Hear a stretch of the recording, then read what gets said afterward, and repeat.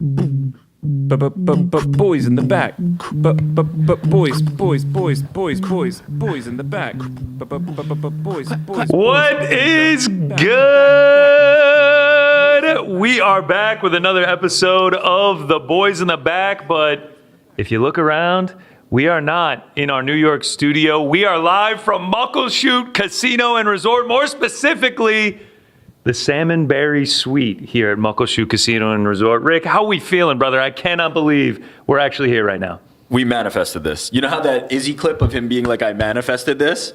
We manifested this. All thanks to Lance Gibson Jr., who will be fighting on this card this weekend. We'll get into that later on, but he fought at Muckle Fights back in 2024, which made us be like, what the fuck is Muckle Fights? Oh, it's the greatest combat organization at the greatest casino and resort in all the world. Yes. Look, tech issues. We traveled across the country. We're doing a show live from Seattle right now before UFC Seattle. Tech issues are going to happen. We were hoping that these windows would be showing you what we're seeing right now, which is Mount Rainier, the tallest mountain in the state of Washington, an absolute beauty off in the distance.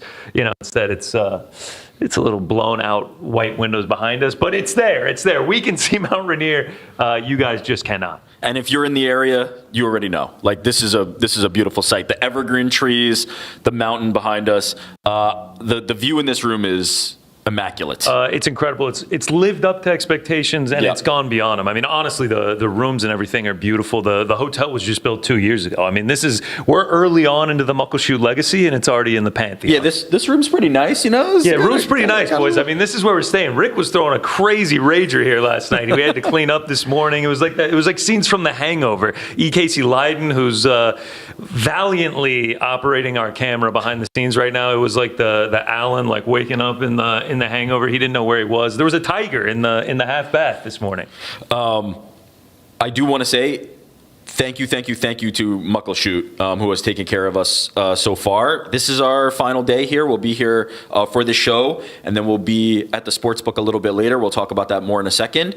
And then we're going to explore the rest of the property later tonight. We had a little chance to do that yesterday, and then we're gone. Then we're off to Seattle after this. But I do want to thank Muckleshoot for hosting us and really taking care of us. Yeah, the hospitality has been incredible. They've made this a very easygoing thing for us to be able to put on a production from here. They've been fantastic, which leads me to my next point. Very proud to announce we are no longer boys.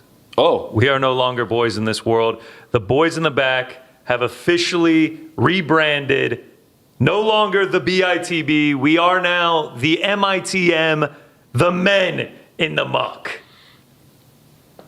It's a proud day. It is a fantastic day. I assume we're looking at the graphic now. We don't have a return monitor, so we're just kind of like going on faith, trusting the control room back there, but we're in the good hands of Andy as usual.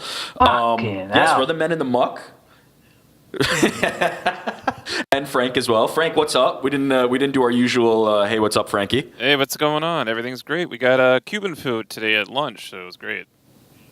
Wow. Damn, we missed that. I was hoping for Seattle dogs, the hot dog with cream cheese and maybe a little bit of chicken teriyaki, but I guess, they're not in the spirit of UFC Seattle back at Yahoo. Shout out to Dan also in the ship. Shout out to everybody at Yahoo who helped get us on the air today. But yeah, we're here. We're here. At the Muck. We're the Men in the Muck. Muck if you muck. But we can only show you so much from the beautiful Salmonberry Suite here at Muckleshoot Casino. So we decided to gallivant around the grounds last night and kind of bring a little bit of the muck to you. This was our experience last night at Muckleshoot Casino and Resort. The sun shining down on us as we're at Heaven's Gates. We've made it to the Mecca. Or should I say, the Mucka. We're here at Muckleshoot Casino and Resort in Seattle, Washington, actually Auburn, Washington, to see what the Pacific Northwest's finest resort has to offer. We made it. I can't believe we're here, man. It's unreal. Someone said to me, I feel like we gotta. We did. We did. Muckleshoot, here we go. Oh, yeah. So much, man. Yes. Oh. Yank it. Oh, there it is. Beautiful.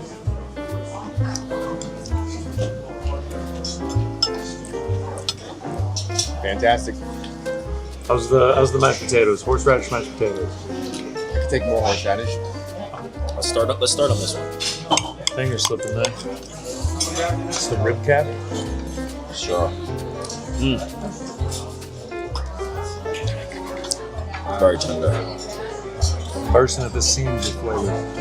Wow. It's a little fatty piece right here.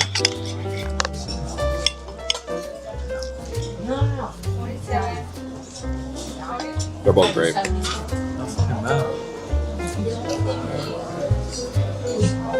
There were people telling me when we were talking about Muckle Shoot that they come for the food. This must be the one.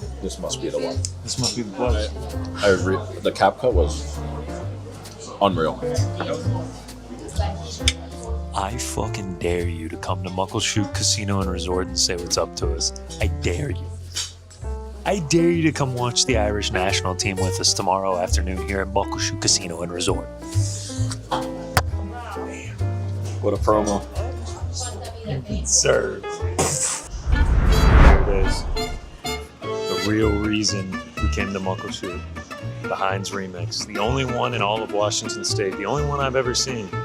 Think drinks, but with sauces. Spicy bacon fry sauce. Woo! Got a basket of fries on the way. All right, I'm gonna build my own.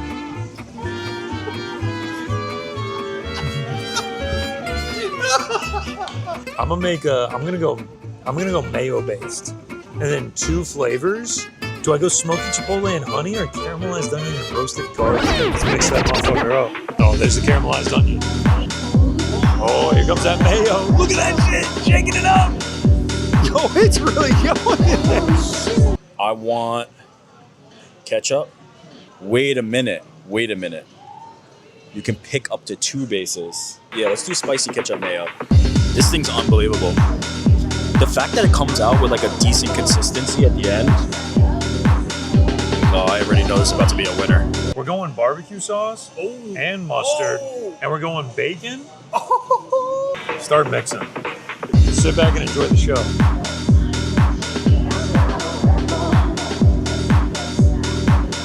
Hold on. I need a second here to think for a second.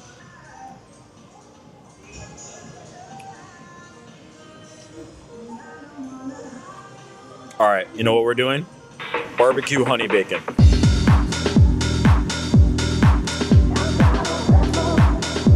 We started with mayo, caramelized onion, Honey. and honey. Then we did mayo, ketchup, Jalapeno. Not much jalapeno in it. Now we got mustard, barbecue sauce, bacon, mango. And then we got barbecue sauce. Barbecue sauce, honey bacon. You know what? How's the jalapeno been for you guys? Light? We didn't really get the kick. All right, let's go jalapeno. You know what? Let's go low honey. I'm gonna go low sweet. Oh. Just gotta ask, do you have permission? Oh, sorry.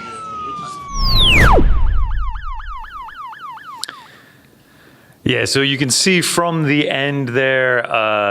Yeah, there's no filming in casinos. We were a bit unaware of that, and we got busted at the end. Casey got everything written down. He's Muckleshoot's most wanted right now. Casey is. I didn't realize that like the food area was also included in that. Obviously, like we're very aware that like when you walk through a casino, you're not recording on the floor. Although we will, thank you to Muckleshoot, have some opportunity to do some recording later. But yeah, we weren't aware that the food area was included in that, and then Casey got locked up, unfortunately. Well, Muckleshoot is like an entire compound. We're at the Casino and Resort right now. Last night, we went over to the bingo hall, Muckleshoot Bingo, which I've never been into a bingo hall before in my life. I kind of have only ever seen them in like movies or TV shows. And like when you see a movie and a TV show, it kind of describes it as this place that's like quiet and dull, and there's a bunch of old people in there and people chain smoking cigarettes, and there's like some lonely person sitting up at the front, and like deet, a ball comes out and they're like B17. Yeah. And everyone just sits there, and then you wait a while, and then someone's just like, a bingo, and everyone's like, oh, that person got bingo. And so like going into this last night, place was jam-packed. You couldn't find a parking place. It was completely filled out. We go in. I was like, this is going to be so crazy. I can't believe I'm going into a bingo hall. It was exactly that. TV shows and movies nail it. It was like, holy shit, it's just this giant room. And then a bunch of old people sitting in there with their dabbers, like their big dabbers. A woman sitting up at the front, dead silent. It is dead silent in there and just like, 17. Okay, I will say, I don't think you're giving enough credit to two things. One, her voice was very good. She was very silky. It was not lifeless. You kept mentioning that. It kind of just sounded like a... No, you're exaggerating. Do you think she got hired because of this angelic voice? I did say that. She's got a great voice. And then two, there was a group of like teenagers there, it seemed like, that were there like was a hanging group out. of teenagers, yeah. I will give you credit, but it was mostly the old people. There was a smoking section. We're going to go back tonight. Yeah, it's not going to be just old people tonight because we're going. It was overwhelming. I didn't know If what the Casey's fuck I was allowed looking in. at. I was like, how do we do it? Yeah, if Casey's allowed, because we were so enamored with this place, we ended up taking pictures in the bingo hall. And as we're leaving, huge security guard comes over to me. He's like, hey, what's up, man? I need to talk to you over here. I was like, what the fuck? Brings me over to the corner. He's just like, yeah, man, so I saw you taking pictures. What the fuck are you doing? I was just like, oh, I've just never been in a bingo hall, man. I didn't know what going on. He's just like, oh, all right, it's all good, man. Yeah. It's all good. No, and we should say about the two interactions we had with security over at the bingo hall, and then when we were at the mix machine. They've been super professional, super classy. They really are not like trying to give us. Oh no, they're incredibly nice people. Yeah. And they're just doing their job. We then went to the Muckleshoot tobacco smoke shop. Yeah. I found like a lawn bag, like a bag you'd use for lawn clippings, full of tobacco. Yep. Which was pretty incredible. And then we posted that to PT Carol. We sent that in the mail last night to get to PT. Yeah, I'm hoping over in Ireland he's just going to be just rolling up cigarettes the entire time. Yeah, it's really been incredible. So today, after the show, if you are in the local area and you want to come over to the Muck, we'll be hanging out at the Sportsbook, the Caesars Sportsbook here. Hopefully, we're going to be able to get the Irish national team game on. It kicks at 12:45 Pacific time. Got to support our guy, Pete Carroll. Got to support the Tree Colors, got to support Ireland, and hopefully they can continue on. But we will be down at the Caesars Sportsbook. Like I said in the video, I dare you to show up at the Muck and come say what's up to us and come hang out and get ready for UFC Seattle. But we'll be hanging out there, having a good time. And if you're going to UFC Seattle this weekend and you haven't gotten tickets yet, hop on the Game Time app, use promo code BITB. Uh-oh, the boys got a promo? Use promo code BITB, baby. We made it. We got our own promo code. Wow, this actually just sparked something that I didn't even think about. We also have our own podcast feed. Oh my God, yes. And we've never plugged this yet. Apple Podcasts, Spotify, wherever you get your podcasts. We got our own podcast feed now. Every show under the Uncrowned umbrella is going to have their own feed now. So we got to ask you, go ahead and rate it. Yeah. Go ahead and review it. Yeah. Go ahead and subscribe or like whatever you do these days in podcast world. We got to get those numbers up. We got to get that like 5 stars on 1,000 reviews. The BITB get it. Should they update the Game Time code to MITM for the weekend? I saw some people in the chat being like, yuck, men in the muck. You guys are really doing that? Obviously, it's come on, guys. Only for today. It's just for today, guys. One important note, you can still get the BITB in the main Uncrowned feed, the Ariel Helwani show, Uncrowned Wrestling, Inside Boxing, The Crack, all the usual shows. That feed is not going to change, but we also have this separate feed that is just for BITB. There's one for The Crack, there's one for Inside Boxing, there's one for Uncrowned Wrestling as well. So, yeah, we're expanding the network here. We're really trying to build this out, but sub for the boys, please. Yes, please go rate, review, subscribe. The more ridiculous the reviews, the better. Should we start reading some reviews on the air? Ooh. You make them as good as possible. Deal. We're going to start reading reviews on the air. Make them as don't make them inappropriate, but make them, complimentary. Make them, Don't try to trick us with names that sound like other things. Don't try to bullshit us. Yeah, exactly. Without the sex. Hugh Ballsack. Oh, wait, what was that? Yeah, please don't do that. But rate, review, subscribe. We greatly appreciate it. Shout out to Frank and Josh for efforting that, and Brett Rader for efforting that and getting us up and going. Yes, no easy task there. All right, let's move on. We're done with the promotional stuff. We're done with the review of Muckleshoot Casino. It's an incredible place. Let's get down to the brass tacks. The reason that we are here, UFC Seattle, going down this weekend at the Climate Pledge. There we go. Climate Pledge Arena. There it is. Hopefully the future home of the Seattle Supersonics. Last thing I have to say before we get into the main event. We were rocking, and you saw in that video, we were rocking Seattle Sonics gear last night walking around this casino. I'm not kidding. You would have thought we were war heroes. The amount of people that just like stood up and they were like, sick jacket, bro. That is a sick jacket. The amount of compliments we got. High they were fives. Like, We got them they're back. coming back. They're coming back, baby. Young, old, everyone in between. Everyone was coming up to us, just like Knuckles, just like dapping us up. They were like, the Sonics are coming back, baby. So It was as if we played for the Sonics or had any part in bringing the Sonics back. they treated like we brought the Sonics we back. did We it. went and gathered the Sonics and brought them here to Seattle. So shout out to the Sonics. Can we break the fourth wall on? Also, I love how break the fourth wall has just become. Can we say something that has not Behind been the said scenes. before? Yeah, behind the scenes. You not knowing who Detlef Schrempf is? Yeah, no clue. That broke my heart. I got to be honest. I obviously know like Gary Payton, Sean Kemp. Like, I was Legends of too the game. young for the '90s Sonics.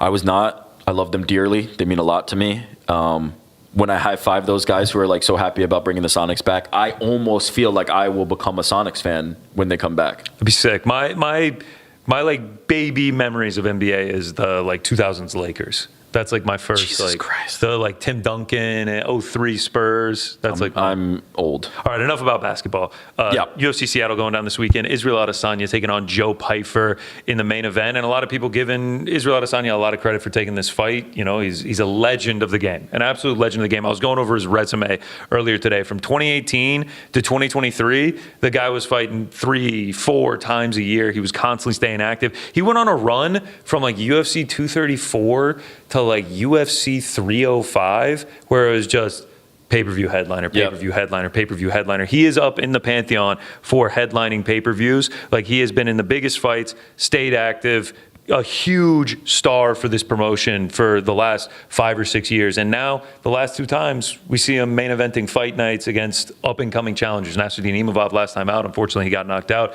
And now Joe Pyfer giving him a huge opportunity. To me, that says more about the mindset of Israel Adesanya, a lot more than like the status of Israel Adesanya, and I'll tell why. A lot of people are looking at it as like, man. In fact, I think we had like a super chat the other day where it was like, Izzy's headlining fight nights now.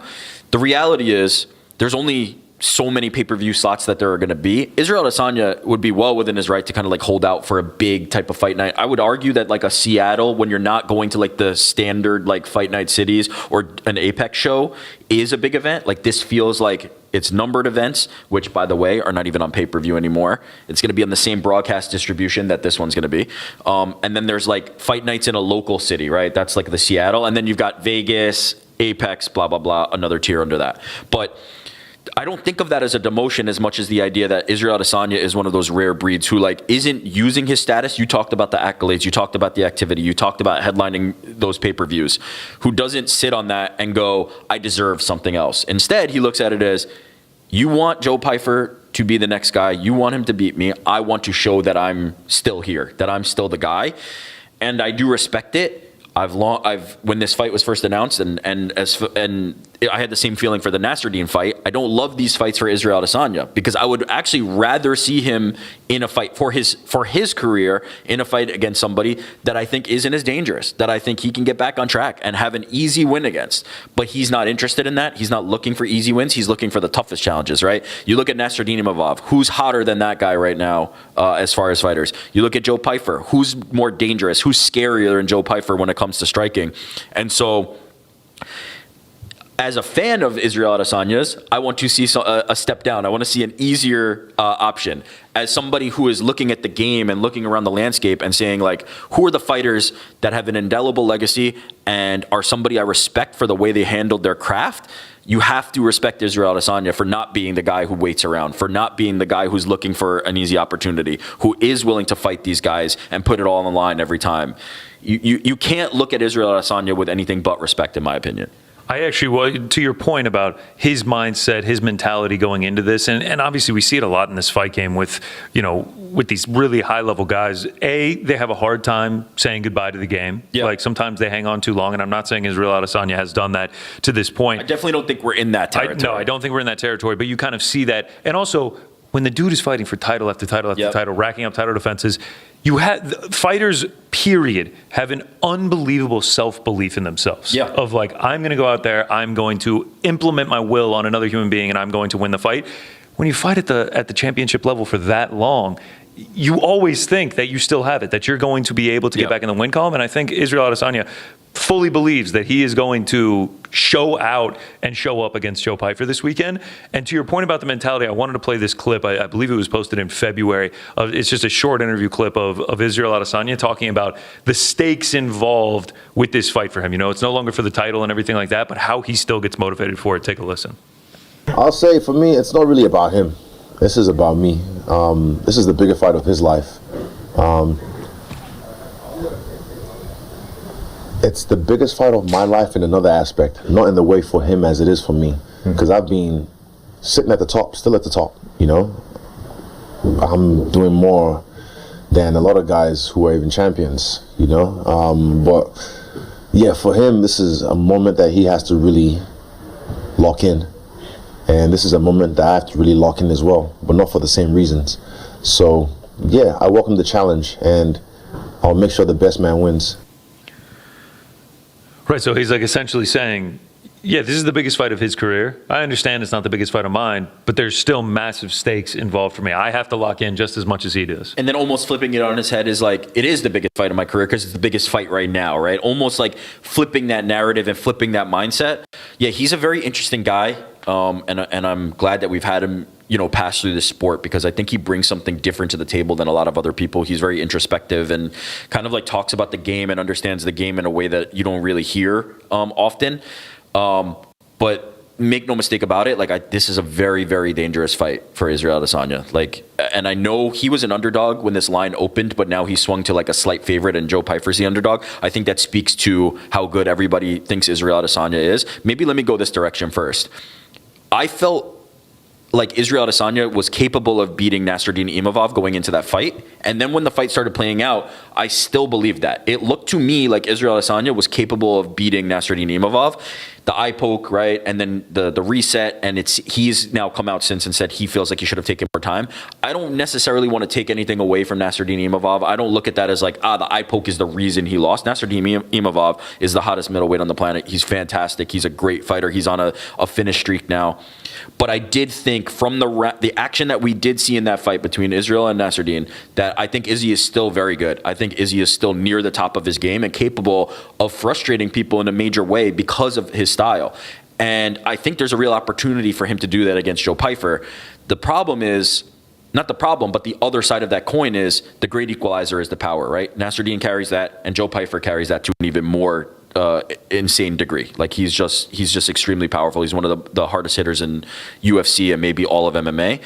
That becomes an equalizer at some point because Israel Adesanya's style is predicated on 5 rounds of just dissecting people, right? Taking them apart. It's been a while since we saw the vintage, like, Paulo Costa type performance where you just dismantle a guy in the opening stanza. And so I believe Izzy is capable of having 5 rounds of brilliance. I really do. I see it. I can picture it. I can see him dancing around Joe Pyfer and having 5 rounds of brilliance. But the problem with that scenario is that you're going to have to do that for 5 rounds. And every time that you do that, Joe Pyfer is going to have an opportunity to knock you out. And that power is the equalizer. Yeah, it's obviously a concern. You know, on this 3-fight losing streak that he's on right now, which started with the Sean Strickland loss back in 2023, UFC 293, I believe it was, loses that one by decision, fights DDP, loses that one by submission, fights Imavov last February, loses that one by knockout, has sort of hit the trifecta during this losing streak. And seeing him get knocked out by Imavov in the second round has to elicit some concern against a power hitter in Joe Pyfer. I mean, I don't know if we can confirm this, but we're talking about like he's at the PI with the punch test thing. He supposedly broke Francis Ngannou's record. We've seen the power put on display in the octagon. Yeah. And, you know, we talk about level of competition. There's no shame in Israel Adesanya, you know, getting older in his career and losing to Sean Strickland, who's fighting for the title in May. DDP, a champion who racked up a defense or two. And Imavov, who should be fighting for the title, but because of Sean Strickland's star power, is not. Like we're talking about future champ. We're talking about 1, 2, 3 beyond Khamzat Chimaev at the middleweight division that he is fighting. Joe Pyfer has not fought anyone of that level, and Israel Adesanya will be the highest level Joe Pyfer has fought. And I just have to think that Israel Adesanya he won so much leading up to that first Alex Pereira fight in the UFC at UFC 281. The competitiveness is always going to be there. The way that he prepares the fight has to change with this 3-fight losing streak. And I'm just assuming, because of, you can call it bias for my fandom, that he is going to come in prepared, know the game plan that he has to follow to succeed. I saw an interview where he's talking about, like, I was watching back my old kickboxing fights, my early UFC fights, and I was like, why did I stop doing this? Why did I, lose this tactic when I'm out there fighting? I think we're going to come out and see a bit of a different game plan for Izzy than we've seen in the last couple fights. And I think he's going to be able to have that 25 perfect minutes or potentially even clip Pyfer. I mean, you talk about the DDP fight up until the submission, incredibly close fight. Yeah, really he was doing very well. The only stinker, damn, what the fuck, was the Strickland one. Yeah, and it was a very obvious off night for Israel Adesanya. And again, whenever you say something like that, people will automatically take credit away from Sean Strickland. I take no credit away from Sean Strickland. He showed up that night ready to dominate. In the same way he showed up that night ready to dominate Fluffy Hernandez. Like, Sean Strickland is ready to take up these opportunities and show up in that moment. That was just not Israel Adesanya's best performance. And Israel will tell this. And I imagine Sean Strickland will probably be able to tell you that because he's seen the tape on Izzy. He knows that wasn't the best version. That's okay. But I'm not taking anything away from Sean Strickland. I'm just saying I know that Izzy is capable of better than we saw in that fight.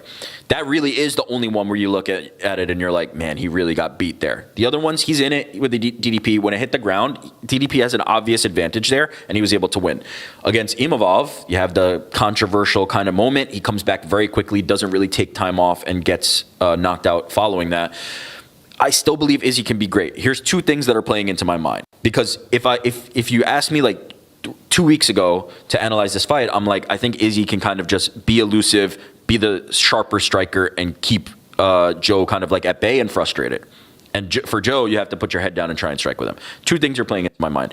One, I saw Israel do an interview with Oscar Willis. I think this might be the one that you were kind of were referencing and referring to, where he said he wants to get back to something, and he starts showing Oscar. Shout out to Oscar in the Mac Life. He shows Oscar his phone, and he's showing him sparring footage and things, and he just got the feeling to me of pocket, in the phone booth, because you're hearing the frenetic pace that's happening, and it doesn't feel just pop, pop, pop. It feels like somebody who wants to go Robert Whittaker, plant your feet down, come out at an off angle, and just nuke somebody. If we see that version of Israel Adesanya, I think it improves his chances of winning the fight early, no doubt. And Joe Pyfer, as you said, hasn't faced anybody not even in the realm as a striker as Israel Adesanya. The level between the best striker he's faced in Israel Adesanya is massive. So if he employs that game plan, I think there's a huge upside in terms of getting a finish, not having to do 5 rounds of avoiding shots from Joe, and maybe he's able to do that. The fear, though, is when you're in a pocket with Joe Pyfer, the power doesn't have to come from a very long distance. He's got power from everywhere. He lands something short and you get clipped by that, it's going to be night-night. And so risk-reward, that is playing into my mind and making me think about it. It's the meme every single time that they get in the pocket. It's the tight ass cheeks. Yeah. It's the ass cheeks so tight, you throw a piece of coal in there, diamond comes out. It's just going to be we're going to be in the arena on Saturday night. And this is nothing against Joe Pyfer, but Israel Adesanya, one of the fighters that really got me into the sport in that run back in 2018. So nothing against Joe Pyfer, but I'm going to be supporting Izzy. I want to see him get back in the win column. But yeah, when they stand and trade, it's going to be But look, I mean, if that's the type of fight that Israel wants, and you're talking about getting back to his old ways, and why did I go away from this? It might be a good game plan. It might be the strategy that you need. Look, I just want to throw this out there. Last card I went to, UFC Atlanta. Yeah. Can you think of any similarity from UFC Atlanta to this one that I'm hoping plays out in the same way? That was Usman Buckley. What was the main event of that one? Kamaru Usman, Joaquin Buckley. Oh, I get what you're saying. Long reigning champion from that area, part of the Three Kings, going in as a big underdog against a guy on a win streak, an up-and-comer in Joaquin Buckley, put on a masterclass. Okay, can I give you a different thing to think about? Yeah, please. Which is, let's say that same fight, right? What's the style that prevails there? Yeah, I mean, Usman was wrestle heavy, kind of plodding, dominant performance. Wasn't that exciting. For Izzy to do the same, it would be the stick and move, Yeah. hit, don't get hit. But what if the person I'm referring to is on the other side of the equation? What if the one who in his last fight, I believe it was his last fight, spent the first round trying to wrestle and then went back to the striking? Yeah. What if Joe Pyfer decides to wrestle? I was thinking about that, and I was watching some of his earlier fights in the UFC, and bro, he has some beautiful takedowns. Just like his speed and his power it's incredible, man. He is a premium level athlete in this sport, and we've met him in person several times. He's come in studio. He is a fucking huge dude. Yeah. Like he is built like a bull, man. And like some of those takedowns where like he just drops the head, double leg, like dude stands no chance of staying up. He's gotten somewhere he fully picks the guy up and slams him down and everything. Like, it would not shock me if he's able to get Israel Adesanya to the ground, and then from there, like, you have to favor Joe Pyfer just with the strength and the size and his ability on the mat. So yeah, I'm just gonna hope that doesn't happen. I wonder. Look, I mean, we've seen it recently, right? When you look at the fight with Movsar Evloev and Lerone Murphy, Movsar was making a dedicated effort to not wrestle, right? And whether that was encouraged by the promotion or something he's been feeling or whatever it is, we saw that. When you look at the BMF title fight between Charles Oliveira and Max Holloway, the response to Charles Oliveira taking that path to victory has been, boo, Charles is never exciting, fuck that guy. Like all the stuff that like doesn't make any sense when you take 5 seconds to think about it. If you're Joe Pyfer, is that how you want to beat Israel Adesanya, right? Is that the style that you might want to employ? Now, granted, I think if Joe's able to secure takedowns, there's going to be a lot more violence kind of coming Israel's way than necessarily positional control. And also, I don't know, Israel's defense is pretty good, but we've seen just, 2 fights ago, he was submitted by DDP. I wonder how that goes. I mean, I'm going to be real with you. With the way Joe Pyfer has always talked and the way he's been talking this week about like finding God, being focused on marriage, this is not that important, wants to start a family, have kids, everything like that. And just like his sheer, like, I don't give a fuckness. I think Joe Pyfer only cares about beating Israel Adesanya. I don't think it matters to him how he gets it done. So you're saying that you don't predict that it's like I must KO this guy or bust? No, I do not think. I do not think that, and I obviously don't know. This is just me trying to make a guess at it. I'm not inside the head of Joe Pyfer, but the way that he speaks and the way that he's been acting, I think he's just looking for the win. So wrestling wouldn't shock. It'd be a huge name on his resume. I will say though, we do have to look. There's an unfortunate reality we're facing, and I don't think this has always been the case at every point in MMA history or UFC history, which is style points matter. It's not like it used to be just win, right? Style points really do matter, and a win over Israel Adesanya is by far the biggest name on Joe Pyfer's resume, but a knockout win over Israel Adesanya is massive. Look what it did for Nasruddin Imavov. Like the momentum that he got from that. The feeling on Nasruddin Imavov prior to knocking out Israel Adesanya compared to the feeling on Nasruddin Imavov post knocking out Israel Adesanya is night and day. Yep. He just became a guy that people were like, okay, you've done something that now I need to really show respect. If Pyfer can do that, I do think it elevates him to a much higher level. And so I wonder if he has that playing in his head. But if not, I mean, look, you could do worse than like a ground and pound finish against Israel Adesanya, right? Or a submission. Just a win period is impressive and a big name on his resume. You talk about how big he is. Can we show the picture of Joe Pyfer at the photo shoot looking absolutely chiseled? I mean, he is... Body bags. Yeah, body bags is right. He is jacked. He is huge. And also, biggest thing about this, how about that hairline, eh? Yeah. He's back. He's back. A lot of people used to clown him and be like, why would you go get a hair transplant and then be bald?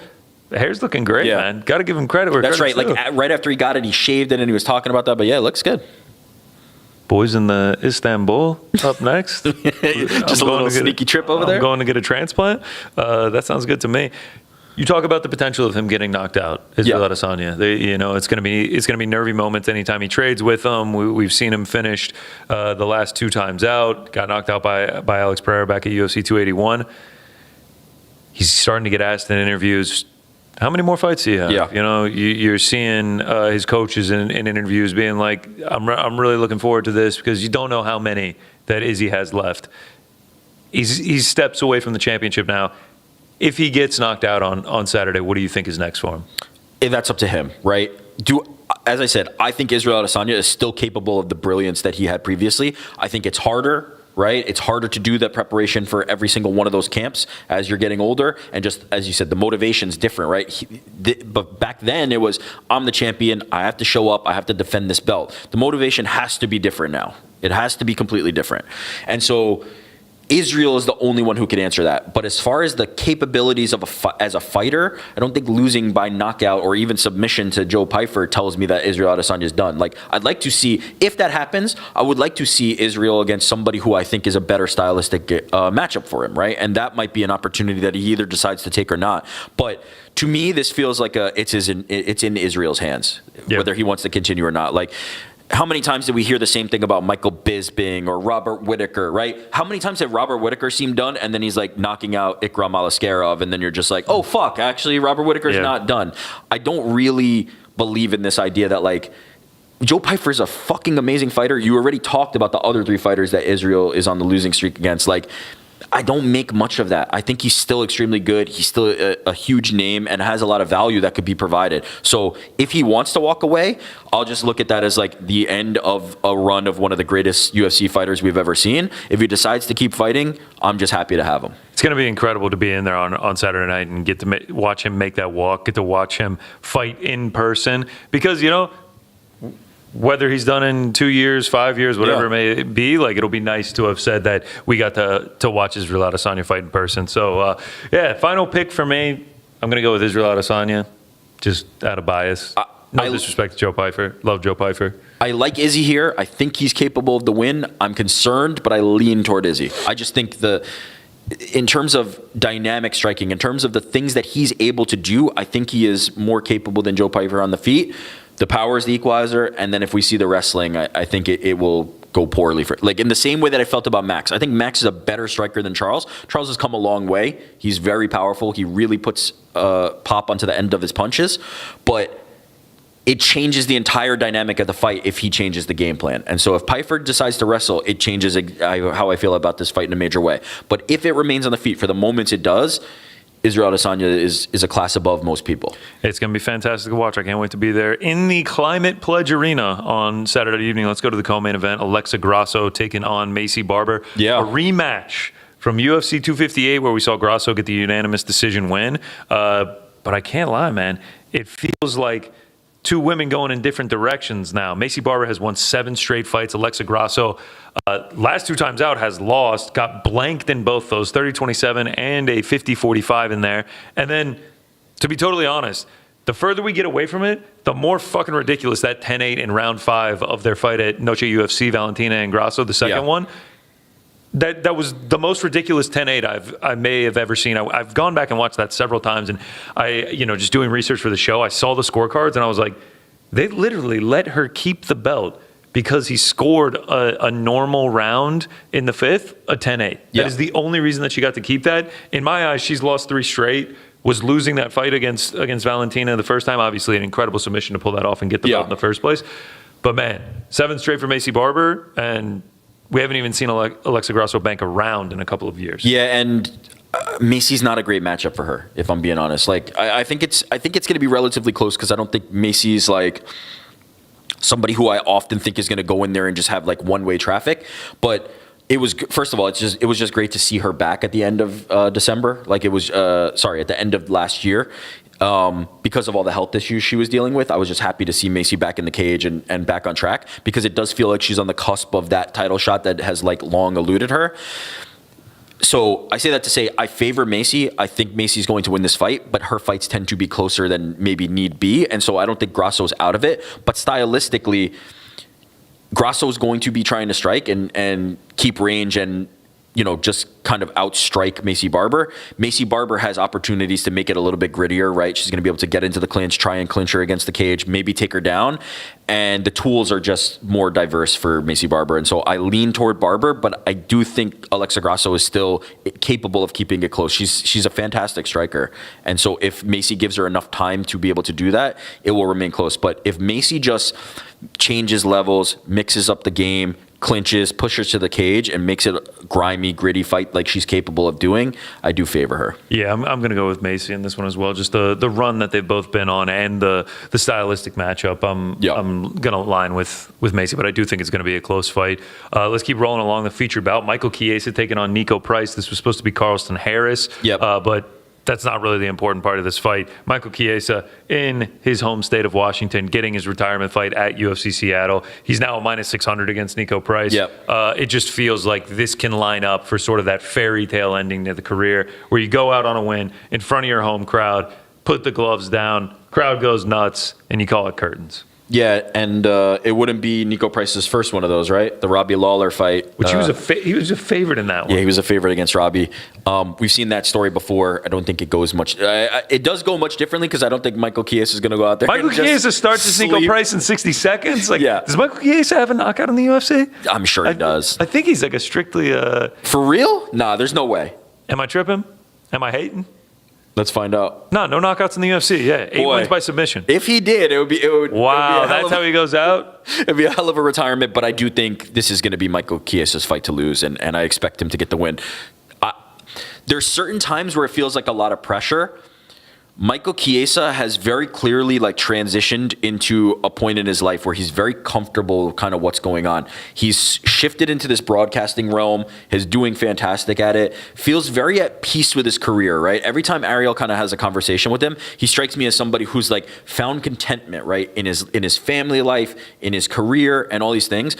So I think the pressure is a little bit off from that perspective, whereas like it'd be very easy, like knowing this is your last fight, to pile the pressure on. I have to perform. This is my last one. I can't go out on a loss. I think he's probably going to be content either way, but I expect that he'll have a pretty good performance. And as far as like matchups go, I favor Michael Chiesa over Nico Price and pretty much any point in their careers. Yeah, it's going to be great to watch. If he wins, I'm sure he'll be emotional on the mic. I'm sure he'll have something ready to go and ride off into the sunset for Michael Chiesa. So let's keep rolling along. Juliana Rosa taking on Casey's boy, Larian Douglas. I don't know much about Larian Douglas other than the Dana White Contender Series, but Casey speaks glowingly of him. Has trained with him yet? I've watched him train. Okay. He's just watched him train. I watched him spar Danny Silva right before Danny Silva went to Okay. so. Actually, let's break the fourth wall here. Danny Silva taking on Curtis Campbell last week. We were kind of like, man, he's only lost to Kevin Viejas. Why is he a dog? Yeah.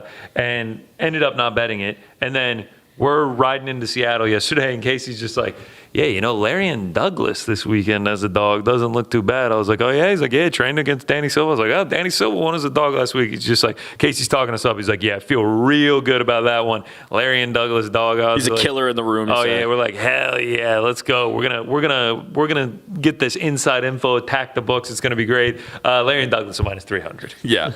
And, not a dog. But it fits the narrative that Casey has painted, which is that he's a load to handle. And he's fucking jacked. Dude is in insane shape. Julian Erosa is an interesting fighter because he's just this, like, he's the epitome of the killer be killed type guy, right? I was going to say, he makes it exciting, man.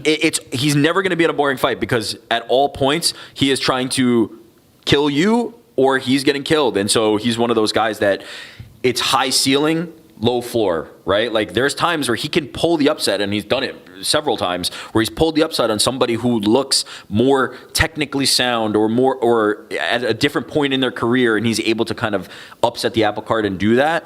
But you do have to have faith that like Larian's going to get it done this time. Yeah, it's going to be exciting to see. We'll be on pins and needles watching Casey. Yeah, I know Casey go has out there. faith. And he's given us the Mansour Abdul Malik. Who I guess I'm just these cards always line up that I go to where guys are on it. Mansour Abdul Malik fought on it feels like he Atlanta. fights every week. Yeah, like I feel like I'm his number one fan. This is gonna be my third time watching him fight, second time watching him fight. Anyway, he's taking on Yusri Belgarwi. You always have to get me on this. For some reason, I just can't get it down. You did pretty good. Mansour Abdul Malik, if you haven't watched his interview with Ariel Helwani, he is a cerebral character. Go follow his Twitter feed. He's a very, very interesting cat. And he puts on exciting fights. He has massive knockout power. Maybe a little too patient in that UFC Atlanta fight, and then some weird shit happened and it ended up being a draw. But with a game opponent, this could turn out to be a tremendous fight. Yusri is a very, very high-level striker. He's a glory kickboxer. He's fought the likes of the Alex Pereiras and Israel Adesanya's and that caliber of fighter. He's now notably a close training partner of Alex Pereiras. He's a very, very, very, very high-level striker as a kickboxer. He's also susceptible to being hit, and that's kind of always been the book on him. The power, I think, is going to be too much to handle, and that's probably going to be the difference. So I lean toward Mansour. But there's a world where Yusri is just too technically sound as well. Like there's a world where like this is a level of kickboxing that, like, I'd compare it to like Giga Chikadze, right? In Glory Kickboxing, Giga Chikadze was a very good, but not like an Alex Pereira tier level fighter. Alex Pereira going on to capture 2 belts in Glory Kickboxing, or not Rico Verhoeven when you're talking about the cream of the crop, but like a very, very solid kickboxer. But when you introduce that into the MMA space, sometimes that works really, really well. And you see like the success of Giga, Israel, Alex, and many others, where that level of striking is not what you're seeing in every MMA gym. You're really not coming across guys that are at this level. And so sometimes if you catch somebody earlier enough in their career or who hasn't seen that kind of level, you can really style on them. The problem is, as I said, the power is kind of the shortcoming on Yusri's side. Like, one, he's not like a super like huge knockout artist himself. And 2, he's been susceptible in the past. The chin's been checked. And so I lean toward Mansour being able to like figure out the problem, but there is a world where Yusri is just too technical and too skilled as well. It's going to be fun. I was going to say, it's one of those fights that I could certainly see turning out to be a very fun one. Let's go to the opener on the main card. I mean, you talk about fun. This is actually your boy. You said like, you've joked about Mansour. This is actually your boy. Also, like, being excited for Israel Adesanya fight, everything like that, folks, we get to watch Terrence McKinney fight in person on Saturday evening. And just to add fuel to the fire, going up against a brother in bald and Kyle Nelson. Some people have mistaken me for him, but like he's kind of lost the bald beard combo. I've seen him rock clean shaven. I've seen him rock the mustache. So like he isn't full bald beard brother, but regardless, his last 2 fights, 2 of his last 3 fights have ended in the first round. Yeah. And now he's going up against Terrence McKinney, who every time he fights, we just have to list out the accolades. Before you do that, when the line came out, how quickly did you hammer the under? Like, what was is it like an instantaneous at that point? Do you have an alert set up? Terrence McKinney line drops, auto place a bet. Like, do you have a chat GPT prompt that? Okay, so we finally have lost. Like, dude, they used to set the under 1.5 on a Terrence McKinney fight at like minus 140. Yeah. And it was just like, wait, what? Minus 140 for a guy who's seen 1/3 round in his entire score, like in his entire career.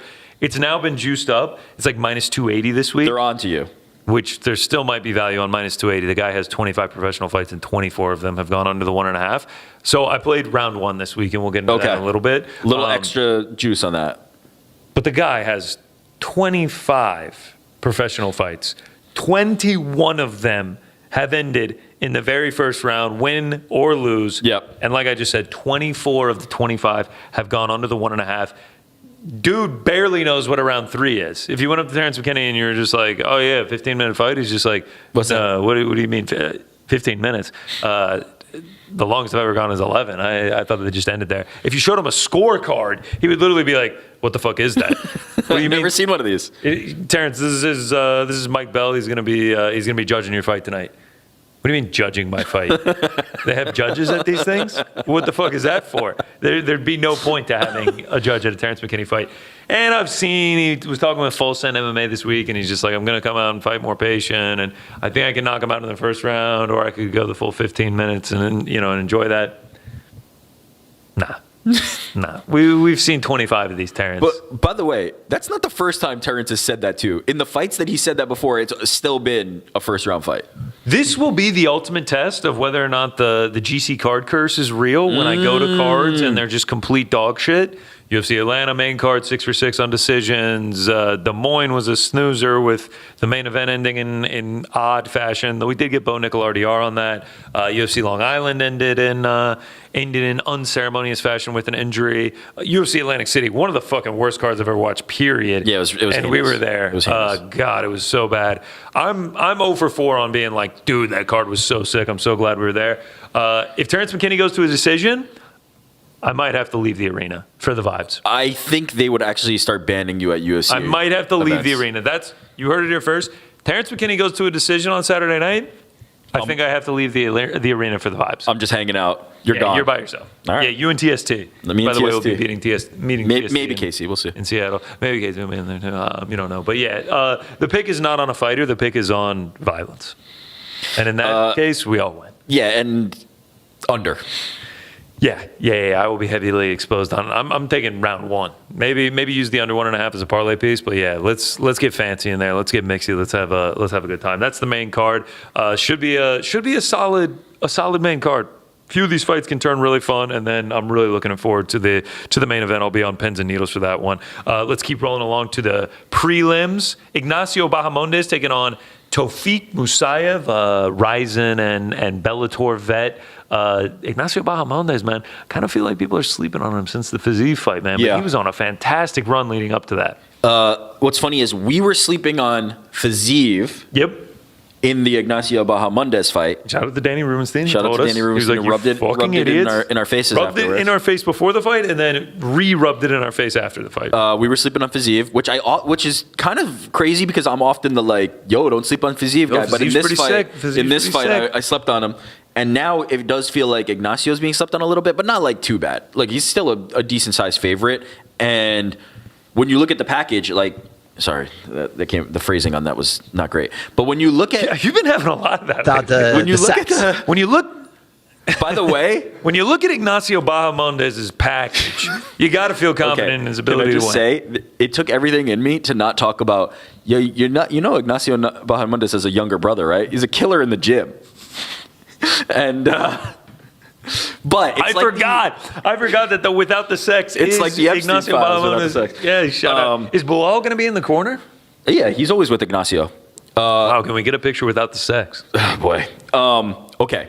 Ignacio is extremely long, has some huge physical advantages of most. Fucking hell. If you look at Ignacio Bahamondes' package, it's extremely long. He's got some major physical advantages, and he's a finisher. When he smells that finish, he goes after it. Now they're both Casey behind the fucking camera and Connor are laughing. I don't know what to talk about this fight. I got Ignacio Bahamondes without the sex. His package, it's long, and he's gonna finish. He's you a don't finisher. have to worry about that. All right. Without the sex, of course. Musayev's a very good fighter, though. So I Yeah. think this is like a type of matchup where maybe we're gonna look at this at the end of the day and go, he's being slept on.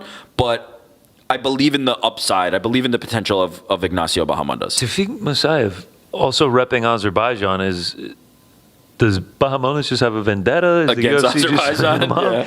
Does this, if he wins this, does he then get to go and fight? There's a rumored card in Baku at the end of June. Does he then get to go into the motherland as an enemy of the state On and enemy fight territory. another Azerbaijanian? Who could he fight? Nazim Sadikov? He's at 155, yeah? Yeah, there you go. Another Azerbaijani. It's like it was like when Sakuraba was the Gracie killer. You just go after the lineage. Yeah, I mean, I assume you like Ignacio in this fight as well, right? Yeah, the length and everything. The length Look at that package. without the sex. All right, let's keep rolling along. Chase Hooper taking on Lance Gibson Jr. The whole reason we're here. Yeah. The whole reason we are sitting in the Salmonberry Suite at Muckleshoot Casino and Resort in Auburn, Washington, just outside of Seattle, right now, is because Lance Gibson Jr. ended his career with Bellator in March of 2023. Yep. And then in the in-between, before signing with the UFC, remember he made a push in early 2025 to get on that Seattle card. He didn't get it. But in 2024, in the in-between, Lance Gibson Jr. went 2-0 between Bellator and UFC. And those two fights took place at Muckleshoot Fight Night 9. Somewhere like right there. Just down the way. Somewhere down We here. saw the event arena. We saw the center. The house that Lance Gibson Jr. built. And then Muckleshoot Fight Night 11 won both of those by finish in the very first round. We were getting a tour yesterday, and they were like, oh, you guys are going to UFC Seattle? You going to be watching our boy Lance Gibson Jr.? And we were like, yeah, of course. They were like, here it is. These hallowed halls. If these walls could talk, they'd tell you the story of Lance Gibson Jr. It is crazy that it's them. It was, I think it was the King Green fight, right? It was. Yeah. We were looking up, we were previewing the King Green fight back in December. And we were like, yeah, Lance Gibson Jr. making his debut, coming over from Muckleshoot Fight Night. What's a Muckleshoot? We should, man, you know what? We fucked up. We should have played the clip. We should have had the clip ready. We really fucked that up. We blew that. We really fucked that up. We manifested this. We brought this into existence. There were so many things going on pre-show, but we almost didn't get the show on the air. No, let's not go that far. But who the fuck is we? I think I would have. I think I would have remembered that, and now I'm extremely disappointed because I would have. I haven't seen it since. I would have loved to relive us being like, "What Muckleshoot?" My two biggest disappointments. Okay. Are in life. in life, period, Okay. are A, we didn't have the video of us previewing Lance Gibson Jr. Back in December, the Lance Gibson Jr. King Green, and B, it's only getting brighter outside, so those windows are so fucking blown out. And I'm looking at the top of Mount Rainier. It is a clear day out there. Fuck, it is so beautiful. I don't see a single cloud in the sky. It's nothing but blue out there, and Mount Rainier is staring me dead in the face. And all y'all are seeing is just it looks like it looks like an atomic bomb is actively going off behind us right now. It's the ash. It's the snowfall. Not even. It looks like the initial blow is happening the mushroom right now. cloud. And we're waiting for the windows to blow out. When we were planning to come here, they graciously accommodated us with a nice suite with a nice view, right? They put us on the side with a view to the mountain. And I was like, okay, we're going to try and shoot out the window. We'd, love to have the view. They're like, obviously you gotta hedge your bet. It's going to depend. Is it going to be a rainy day? Is it going to be a nice day? Yesterday, while we're, sitting here, I'm sitting over there, you're sitting over there. We're talking to Ariel. We're on the show. The sun's kind of coming out, but it's rainy. It's cloudy. The mountain disappears. Today, we got the nicest possible day you could ask for, the clearest visibility. I can see the mountaintops. I can see them past the trees. And unfortunately, the fans can't experience it. I'll also be honest. A, that point is true. They were like, let's set you up with like a sick room. Yeah. Yesterday when we were getting the tour, I think I was talking to Tony, and I was like, yeah, I could actually see Mount Rainier. And he's like, you could see her? She was out. She was peeking through the clouds. Like that's what they were referring to, the mountain, Mount Rainier off in the distance. In everyone's defense but ours, no one at any point was like, yeah, let's set up in front of the windows and you guys are going to have a sick view. Everyone was like, it's going to be blown out as fuck. I don't know why you guys are trying to do this. The entire time. Andy, Casey, everyone was just like, yeah, it's just going to be fucking blown out. We're like, well, what if we get these great lights? Shout out to Glazers in Seattle. D1. I think they're D1. Hey, the official uncrowned HQ, the official uncrowned West Coast HQ is Glazers. No, it's Muckleshoot. That's like the satellite. That's like the satellite. Yeah. Muckleshoot is Washington HQ. Glazers is our satellite. Even them, we were just like, yeah, we're gonna set up in front of windows, and they were like, are you fucking stupid? Idiots. Wait, you're gonna set up in front of a window to see a mountain that's 18 miles away? And you think that's going to work out for you? Yeah, good luck, you fucking morons. So yeah, we're left with blown out windows, but I'll remember this moment forever. It looks beautiful. Hey, shout out! I just saw the pic of Glazers was up.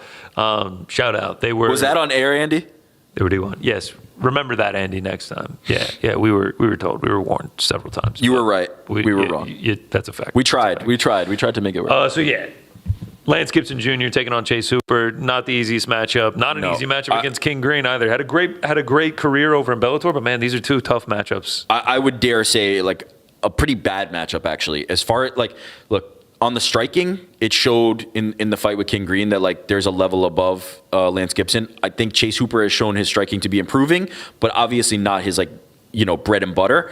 I think he'll probably be roughly equal to Lance Gibson on the feet. If not, maybe having an edge, because we've seen power from him that I don't know that Lance Gibson has. As far as the grappling, though, which is primarily where I'd expect Lance Gibson to want to take this fight, I think Chase Hooper is quite a few levels above, right? Especially when it comes to the transitions, the slickness, and being able to pull off the submissions. I don't love the matchup for him, unfortunately, even though, thank you to Lance for getting us here to the Muckleshoot. Okay, but can I just say, I also favor Chase Hooper. Yeah. Local kid, everything like that. That's true. These guys are both from the area. Do we have to put a bet on Lance Gibson Jr. at the Muckleshoot Resort at the sportsbook? We may not ever even be able to cash it because we couldn't come back and cash it. We're going to burn that thing instantaneously. Well, it's that bad. I don't like the matchup. Do we have to just do it for the vibes? Do it for the vibes and just have a picture of it. $20. $20 on the man who got us here. Cool. We have to support. Let's do it. What's his line right now? We'll do it with the fans later. Michael, if you come to the Muckleshoot, 12:45 Pacific time, Caesar Sportsbook, we're going to try and noogie one of the bartenders into putting the Irish national team on, even though it's on Fubo TV. You got to support our guy, PT.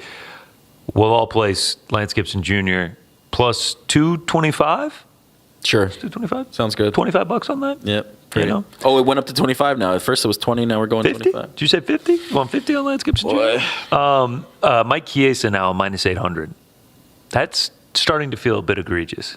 It is, Minus but it's one of those, like, whenever we look at an Umar line and we're like, wait, can he really be this big a favorite? Yep. And then you're like, no, actually, yeah, that's exactly how this Michael fight's Chiesa isn't Umar. No, but Nico Price isn't exactly on the best point in his career right now. The most random fight on this card. What is it? Marcin Tybura versus Tyrell Fortune. Yeah, that Tyrell is a very Fortune, random fight. long-standing Bellator vet, 15 fights over there in the promotion, taking on Marcin Tybura. This one's just out of nowhere. It is, yeah. I don't have much to say. It's a very interesting fight. Like, I think both of these guys are. I don't know. I honestly don't know who to pick in this one. Like, I think Tyrell Fortune is actually pretty decent, and Marcin Tybura has played spoiler in a lot of these types of fights. The fact that it's like nearly evenly lined makes a lot of sense to me because I'm kind of like lost on this one. I think we just have to see it play out, but I don't really have a strong lean. I'm kind of interested to see what happens. I think Tyrell Fortune could be interesting for this division if he's able to make a splash here, but Tybura is the type of guy who often kind of like spoils these opportunities. Our girl King Casey O'Neill back after almost 2 years away, Shout taking out. on Gabriela Fernandez. Gabriela Fernandez, who I believe I bet on in the OG Jasmine Jasdavicius fight, that she got 30-26. And Jasmine immediately talked shit in the locker room, shout out, on Twitter and was like, you fucking idiot, why would you bet against me? We'll be betting on King Casey. That by the way, that came on the heels of me picking against her in the fight before that in Parlay Pals. Yep. We'll be picking King Casey O'Neill. Yes, we will. Shout out to King Casey O'Neill. Navajo Sterling taking on Bruno Lopez. Navajo Sterling obviously training with Israel Adesanya. They're close, undefeated. I align with him. I think he gets it done. Yeah, same. He's been on the verge of like really like breaking out. I think he's going to have a good performance here. Ricky Simone, another guy who I've seen another fight, Pacific Northwest guy who I've randomly seen fight several times against Adrian. In person. Yeah. Against Adrian Yanez, who's back from how long has he been out for? I can't is even this remember really the last time return? Okay, Yeah. let's see. The last time, not King Casey O'Neill, our guy E. Casey Leiden last night. Not only is he picking Larry and Douglas, I felt like it was subtle. He ordered a Dr. Pepper, which we know Adrian Yanez is a massive fan of, and he was like, "I'll take the Dr. Pepper," and then he again was like, "This was made by a doctor because I'm drinking Dr. Pepper," and I was like, "Yeah, Casey, I don't give a fuck, dude. Why are you telling me this?" Okay, I so think that was him subtly being like, "I'm picking Adrian Yanez as an underdog." Confirmed? Oh, he did. Now he just did like Wow. a He's little, also like a from little Houston. like Let's sneaky not motion. forget that part. Oh yes, he's also a Houston boy. We forgot about that. Adrian Yanez is a Houston boy. Casey, a Houston boy as well. Frank, I would imagine you're coming out over the air crystal clear to everyone, yeah? Yeah, of course. No, it sounds like shit. I'm sure. No. I'm just saying, like, because in our earpiece, obviously no one's going to be able to experience. In our earpiece, it sounds like you're talking through a 1998 walkie-talkie. No, he recorded it onto a talk boy and then is playing it back for us. That's literally what it sounds like. It sounds like it. I can't even describe how it sounds. It sods like you're talking to me on a walkie-talkie. He sounds like Good to Optimus know, Prime. I think you need to start saying. I think you need to start saying over and out every time you say something. 10-4. All right. Last time we saw Adrian Yanez, split decision loss to Daniel Marcos in December of 2024. So yes, Okay, it's been a minute. Man, he has not been on a great run. The hands of Adrian. Look, this fight is very obvious. If you look at both sides of it, you know that Adrian Yanez has like some of the crispiest hands in UFC. He was in those, like when everybody was talking about best boxer in the UFC, he was one of the ones that like was kind of like sneaking into this. His hands are crispy, but Ricky Simone is relentless when it comes to the takedowns, and he's become a pretty decent striker over the course of his career. If he's able to pressure Adrian, I think he's going to have trouble. I think he's really going to have trouble, and so I favor Ricky in this fight. My first time getting to experience the fact that the octagon mat is mic'd in person, so like it's much louder, you can kind of hear like the feet shuffle and everything like that, was Ricky Simone versus Jack Shore. And was that like a big slam? In 2022, and he picked him up and slammed the fuck out of him, and it just echoed throughout the whole arena, and I was like, damn. And then he finished Jack Shore. Yeah. I'm picking Ricky Simone. On his best night, man, I think Ricky can be as good as like anybody in this division. The problem is he can never kind of like put it all together and just get on that little run that he needs. But he's really talented. I'm wondering if we get blonde Ricky this weekend. We will see curtain jerker Alexia Thanera taking on Fighting Nerds Bruno Brazil. If you're in for that one, if you're in Climate Pledge Arena for that one, you're a diehard. I'll be there. Me and Theo Vaughn, front row. I'll meet you for the Terrence McKinney fight, brother.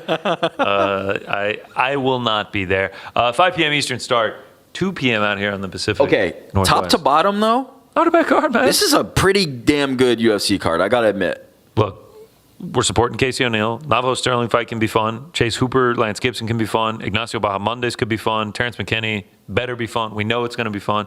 Abdul Malik versus Yusri could be fun. Julian Erosa could be fun. There's a lot of these that could be fun, and then obviously you have the main event. Okay, so we're getting betting slips for Lance Gibson Jr. at Muckleshoot Casino, but then we're leaving. So what are we doing with we're just like framing them? We if he frame wins them in the studio. If he wins, we either frame it or mail it and never cash it, or we mail it. I think we frame it. I kind of feel like we frame it. Yep, that's our winning slip that we never got paid out. We do one of those frames where you do like a nice composition. It'll be the ticket, the picture of us maybe at like Glazers or in front of the Muck, and then we'll have a little plaque on the bottom. We'll have a little placard that says something. I think we'll do something nice with it. Yeah, it's gonna be great. What do we do if he loses?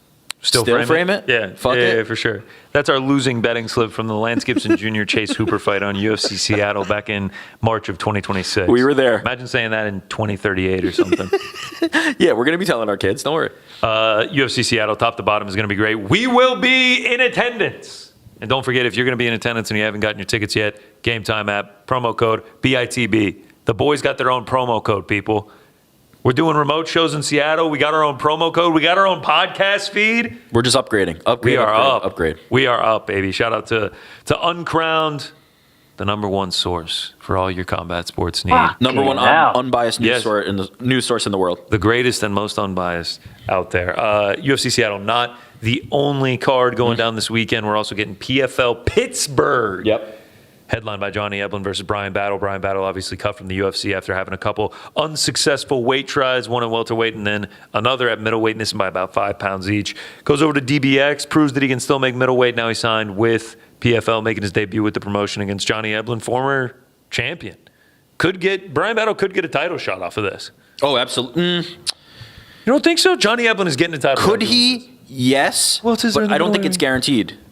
This is going to be a first for me. PFL rankings. Just kidding. Look them up. Just kidding. Love PFL. Love the ranking system. I mean, John Martin's selling it. Like, people want to see this because it's a potential title eliminator. Johnny Eblen is the number one contender. Number two is Fabian Edwards. And then it's Empa Kasangane versus Dalton Rasta. I think Brian Battle, especially with the name that he has tied to the UFC. Who was under Fabian? Empa Kasangane versus Dalton Rasta. And then Jordan Newman. Where's Dalton? 5. And where's Brian? Not ranked. Yeah, because this is his debut. This is his debut. Oh, actually, he's ranked number 2, and he just went down 2 this week for some reason. I mean, he's ranked number 9, and he went down 2. The thing I would think is that Dalton might be the one, right? If Dalton can have an impressive performance against Impa, I don't know that it's like guaranteed that you get the title opportunity if you're Brian Battle. That said, you make a very compelling case, which is Brian Battle has a little bit of UFC cachet, has looked pretty good lately. He has that infamous promo that everybody loved. Like, he has some momentum, right? And he's also looked good in DBX. I think it's possible. I just don't think it's guaranteed. I will say, if Johnny Eblen wins, that feels fait accompli, guarantee. Costello Vancinas versus Johnny Eblen. I just don't feel like it's the same stakes for sure as far as Brian Battle goes. I'm going to come out with a harder take on this, and I think Brian Battle wins this. He's getting a title shot. I think they're making it clear that they want to push him within this promotion. He's got the cachet from the UFC and everything like that. He can cut great promos and everything. He puts on fun fights. They're giving him Johnny Eblen, I think, as the title eliminator for CBS. Dalton Rasta got a head kicked by Fabian Edwards last time out. I'm not sure if an Empa Kasangane win puts him into that title shot. I'm going to say this is a title eliminator, Brian Battle versus... You get a little first couple of the PFL storyline going, maybe, and you get a championship. I was so big into that first couple, man. Hard launch, everything like that. I don't think the PFL is too concerned with that. I think Brian Battle wins this. He's getting a title shot. I wouldn't be shocked at all, but I also don't think, as I said, that it's a guarantee. But as we're breaking this down, there is a guarantee. If Johnny Eblen wins, you have to do Costello Vancinas versus Johnny Eblen. There's no other fight you can make. Ariane Lipski versus Sumiko Inaba. Yeah, it's happening. Can we break the fourth wall? Sure. We've done it so many times today, might as well. Yesterday I said, you excited for Ariel Lipski versus Sumiko Inaba? And Rick goes, what promotion is that taking place in? That's happening this weekend? And I was like, yeah. Ariel Lipski's, this is her PFL debut, I believe. And he was like, what the fuck? So shout out. I did not realize Queen of that she had Violence. gone over to the PFL. I had lost 3 straight in the UFC.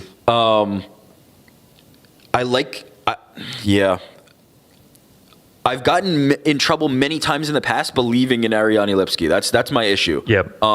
She's very talented. Yep. And when she's on, she looks really good.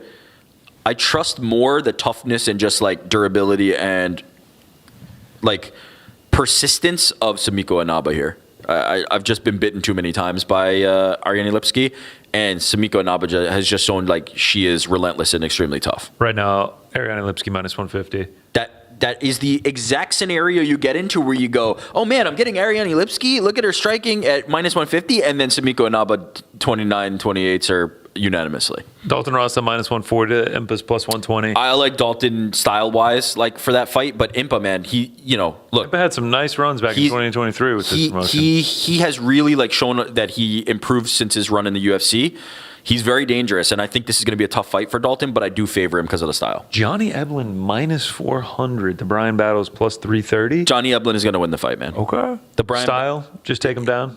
Johnny Eblen is one of the best in this weight class on the planet, and I strongly believe that in a way that, like, people used to talk about Patchy Mix and Patricio Pitbull and others, AJ McKee. Yeah. I believe if you put Johnny Eblen into the UFC's middleweight division, he would be very hard to handle for a lot of guys. His style, and look, I know Costello Vancinas had a great performance against Fabian Edwards last weekend and has looked really good lately. Like, Costello is on a hell of a run. I'm very happy to see Costello emerge as a new contender, as a champion, but like a new player in this space, because I really like what he brings to the table, especially in the shit talk perspective. He talks really good shit.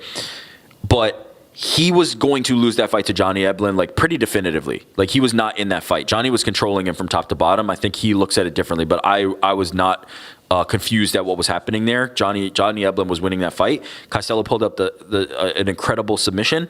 Johnny Eblen is still really freaking good, man, and I just don't think Brian Battle is up to that level. Yeah, it's going to be a really good fight. It's just interesting to see Brian Battle making these promotional shifts, and I kind of just want to see where he aligns, because he was on a decent run in the UFC before getting cut, unfortunately, by the weight. Brian Battle will be somebody that can be very useful to the PFL beyond this. So, like, even if he does lose, which I expect to happen, I think he can be very useful for their roster. Yeah. Those are the cards this weekend. UFC Seattle, which will be at PFL Pittsburgh, going down tomorrow. Those are the fights. Let's get the picks for the weekend. Already got PT's pick. He's going with Johnny Eblen, the aforementioned Johnny Eblen, for the Parlay Pals. And don't forget, Moses Atama fight on the table. Yeah. You got the Towering Inferno as well. There's a lot of good combat sports to be had this weekend. Yes, sir. PT is going with Johnny Eblen. Last week, though, PT went with Mick Conlan. He always strays from the UFC lines and tries to get cute with a little bit of boxing. Mick Conlan, not only did he take Mick Conlan, he took the biggest favorite out of all of us, and that ended up being our downfall. The Parlay Pals had an opportunity to get to the green, and had PT picked correctly, which he rarely does, we would have been in the green. So thanks for that, Pete. Where we go Thanks one, we Thanks, go PC. off. Which is to ripping our slips up and losing bets for sure. I mean, the week of St. Patrick's Day in the month of March, as I get ready for my trip to Ireland, all we need is just a little bit of green from Pete Carroll, and he can't even provide that. And he lives on the Emerald Isle. Do you think We're in the Emerald City. maybe green having a sit everywhere. down with And him, the guy can't. eye to eye, can't and just figure being this like, "Look, man, we're not liking this." Should I go to his house when he's showing me all this hospitality in Ireland, and like I just sit him down and I'm like, "Hey, man, I just want to say." The infamous moment. Yeah. Give him the Frank Glenn's knee grab. We're gonna have to cut you from the Parlay Pals, man. I'm sorry. I think it would be the greatest day of his life. I think he'd be like, thank God I'm I think free he'd be of done these with it. shackles. I think he dreads that text. Yeah. I swear sometimes he tries to get it in early and he like sends it on a Monday, and that's always when they're guaranteed losers. It's just like, oh, PT thinks he's onto something. This one's a fucking loser for sure. All right. PT taking Johnny Eblen. Yeah. Frankie, who you got, brother? I got Michael Chiesa. it's going to be him. Oh, shout out to Chiesa for sure. No doubt. No doubt. Retirement fight game. I meant to say Chiesa. Yeah, shout out. Legend. We'll see if he gets it done. I will go with the main event. I should be going Terrence McKinney under 1.5, but I will go with Israel. Ooh, Adesanya. I like it. Yeah, we're riding. We're saying he gets back in the win column. I've been dreading this moment because it's obviously sacrilegious. Like it pains me. What are you about to do? It pains me. But I'm going with Chase Hooper. Oh, get the fuck out of here, dude. Chase Hooper. Lance Gibson is why we're here. It's why we're Chase at Hooper. the Muck. Casey is giving me a disappointed head shake. As he should, bro. Disapproving father Jr. looks at me right now. And brought I'm just us here. Yeah, and guess what? He's going to bring us home on the Parlay Pals when he goes down to Chase Hooper. That's fucked up. I'm sorry. It had to be done. I want to win. I want to win. I look forward to placing my wager on Lance Gibson Jr. I do not, but I will do it. Resort. I do not, but I will do it. In just a little bit. All right, let's go to my bets. Just 2 for you. I have to say, a strategy that happens to me when I'm in person is I bet too much. So you're so excited to have action throughout the night. Have never had a winning night at an event that I've been to. I'm 0 for 4. The events are always shit, and I always leave just God damn it. So by the time the co-main and main event are starting, I'm like, all my bets are dead. This card fucking sucks. Yeah. Manon Figueroa and Aaron Blanchfield get into a 5-minute staring contest. I never want to do this again. Yada, yada, yada. So I'm just going 2 bets. That's it. If they lose, they lose. First one up. Where are they in the card? Let's see. Both on the main card. Okay. First one up, Terrence McKinney, Kyle Nelson, ends round 1. This is a shocking development right here. I've bet it every single time Terrence McKinney has fought since I started working on this show, which has been many, many times. Yeah, that's the other part. It gives you a lot of opportunities. Motherfucker fights a lot. How many times? I started on this show back in August of 2021. Terrence McKinney, since that day, he has 25 professional fights. Since then, he's fought 1, 2, 3, 4, 5, 6, 7, 8, 9, 10, 11, 12 times. Shout out to Terrence McKinney, man. It's a lot of action on Terrence McKinney. Through that, 2-minute round 1, 3-minute round 1, 2-minute round 1, 2-minute round 2. I do remember that Ishmael Bluffing. I was like, oh my God, are we really going to go over 1.5? Nope. Buzzer beater. 1-minute round 2, 1-minute round 1, 20 seconds round 1, 137 round 1, 37 seconds round 1, 2 minutes round 1, round 1, round 1, round 1. 1 second round, all under 1.5s. 12 for 12 since I started on the show. Mr. Reliable Terrence McKinney. Let's bring another one home, Terrence McKinney. And then in the main event, once we booked the travel for this, once I knew it was Israel Adesanya, once the line became available, each week when I got my paycheck, I was like, $250 on Izzy.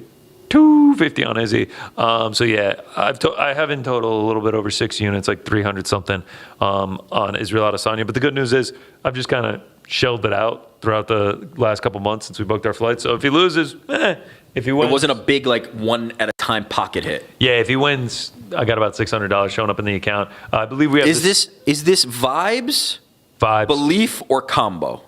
Vibes. I believe that he can win, of course, where I wouldn't put the money on. It's not like a but you see the danger, and you're he's a favorite now. He's minus 150. People obviously believe him. The books believe in him and everything, and I'm sure it's because of his popularity.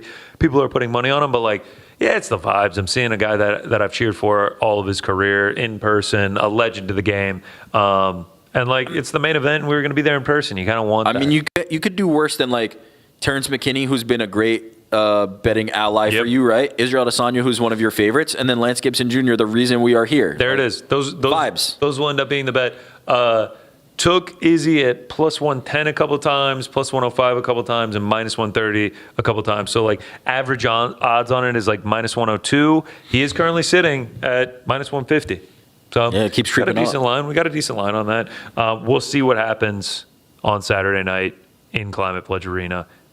It's going to be very fun watching those go down. And if we hit, it'll be even more fun, but we shall see. Let's jump over to some news and notes. We usually start the show with that, but it's the Muck. The story of the day is the fact we're at Muckleshoot Casino. We're in Seattle, so we had to start with that, and obviously the cards that are going Men down in the Muck, rebranded. Permanently, I heard. Rebranded. We talk about Israel Adesanya, one of my favorite fighters. Terrence McKinney, love watching the guy fight. Another one of my favorites, Yuri Prochazka. Yeah. He fights next month in Miami, UFC 327, Carlos Ulberg, vacant UFC light heavyweight championship of the world. one of, if not my most favorite fighters ever, is Yuri Prochazka. He's already in Miami, and he has chosen his hairstyle for this fight, and there will be no hairstyle. He's going bald. He's going beard. I like to think this is an homage to me. Yuri's like, people think I think you're a cringy fuck weirdo. Nope. I like this. I like your style, man. I like your style. He was sitting at home and he was thinking like, man, was I too hard on that guy? Did I really just like eviscerate his feelings? Let me make it up to him. Yuri, we know you're watching this. If this is the case, when you're doing when the camera's close up on you at UFC 327 and like Bruce Buffer's calling your name out, just hit like a nice little I'm coming. hit a little wink at the camera. We'll know that's for us. Just for you. I'm not involved in this. Thanks, man. Going with the bald look, ready to recapture that belt. First time he did it, he had the Yuri top knot.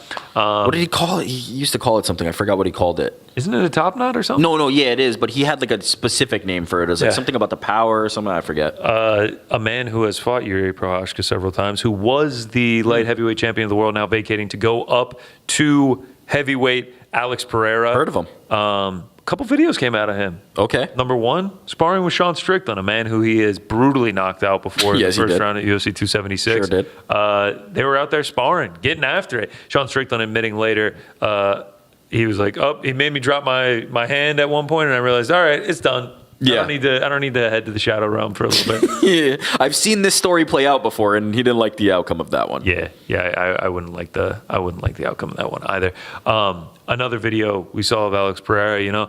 Frankie, what's the latest update on UFC 6, man? I know you're hot in the news and video game world. What's the latest on UFC 6? The latest news is that there is no news. Stand by for an update. Wow.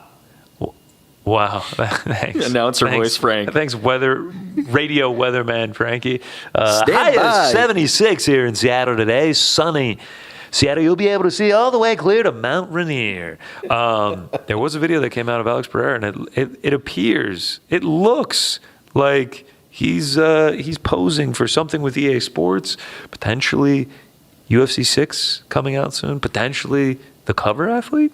Could be cover. Makes sense. But could just also be maybe like the scans that they do for, I don't know. Maybe this could be Much Ado About Nothing, or it could be something interesting. Alex Pereira on a cover of a UFC video game would probably make a lot of sense, right? Like he might be a triple champ at some point in the near future. Can you imagine? Alex Pereira's, look, who doesn't want to be in business with Alex Pereira right now? UFC just signed him to a long-term deal. He's got, endorsements and things out the wazoo. He's giving back to charity. All's good in the world of Alex Pereira. That's for sure. That is for sure. And we will see. Every time one of those UFC games comes out, I want to get really good at it. And then I never do. The grappling is always too hard for me. That I just I'm I don't want to fucking hit L2 and rotate the stick 15 times and do this shit.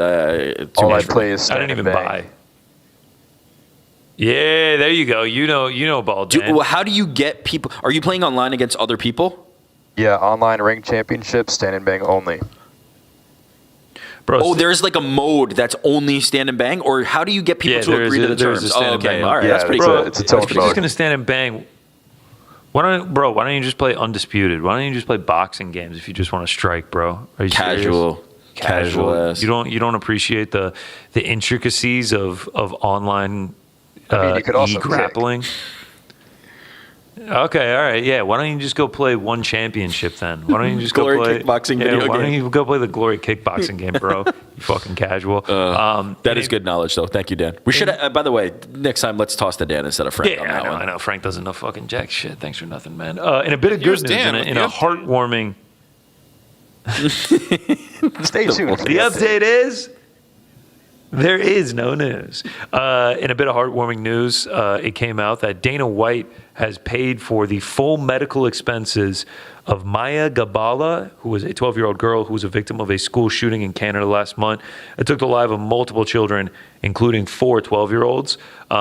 She had to undergo 4 surgeries. He contacted her family a week after the shooting happened. He's going to pay her full medical bills at one of the top-tier hospitals in Los Angeles. He's also offered a place to stay while she recovers, and he has put her name on the UFC Octagon mat. Maya's mom posted on social media and said, "Some news we have waited to share pending circumstances. After a week of being in the ICU, we were contacted by the president of the UFC, Dana White. He'd offered Maya full medical in one of the world's most top-tier hospitals in LA. He has also offered a place to stay. It's incredible. I would never have thought this is where this would go. I'm finally excited to see her become the best version of who she can be through all of this. For anyone who watches UFC, they put my babe's name in the ring. It is super cool.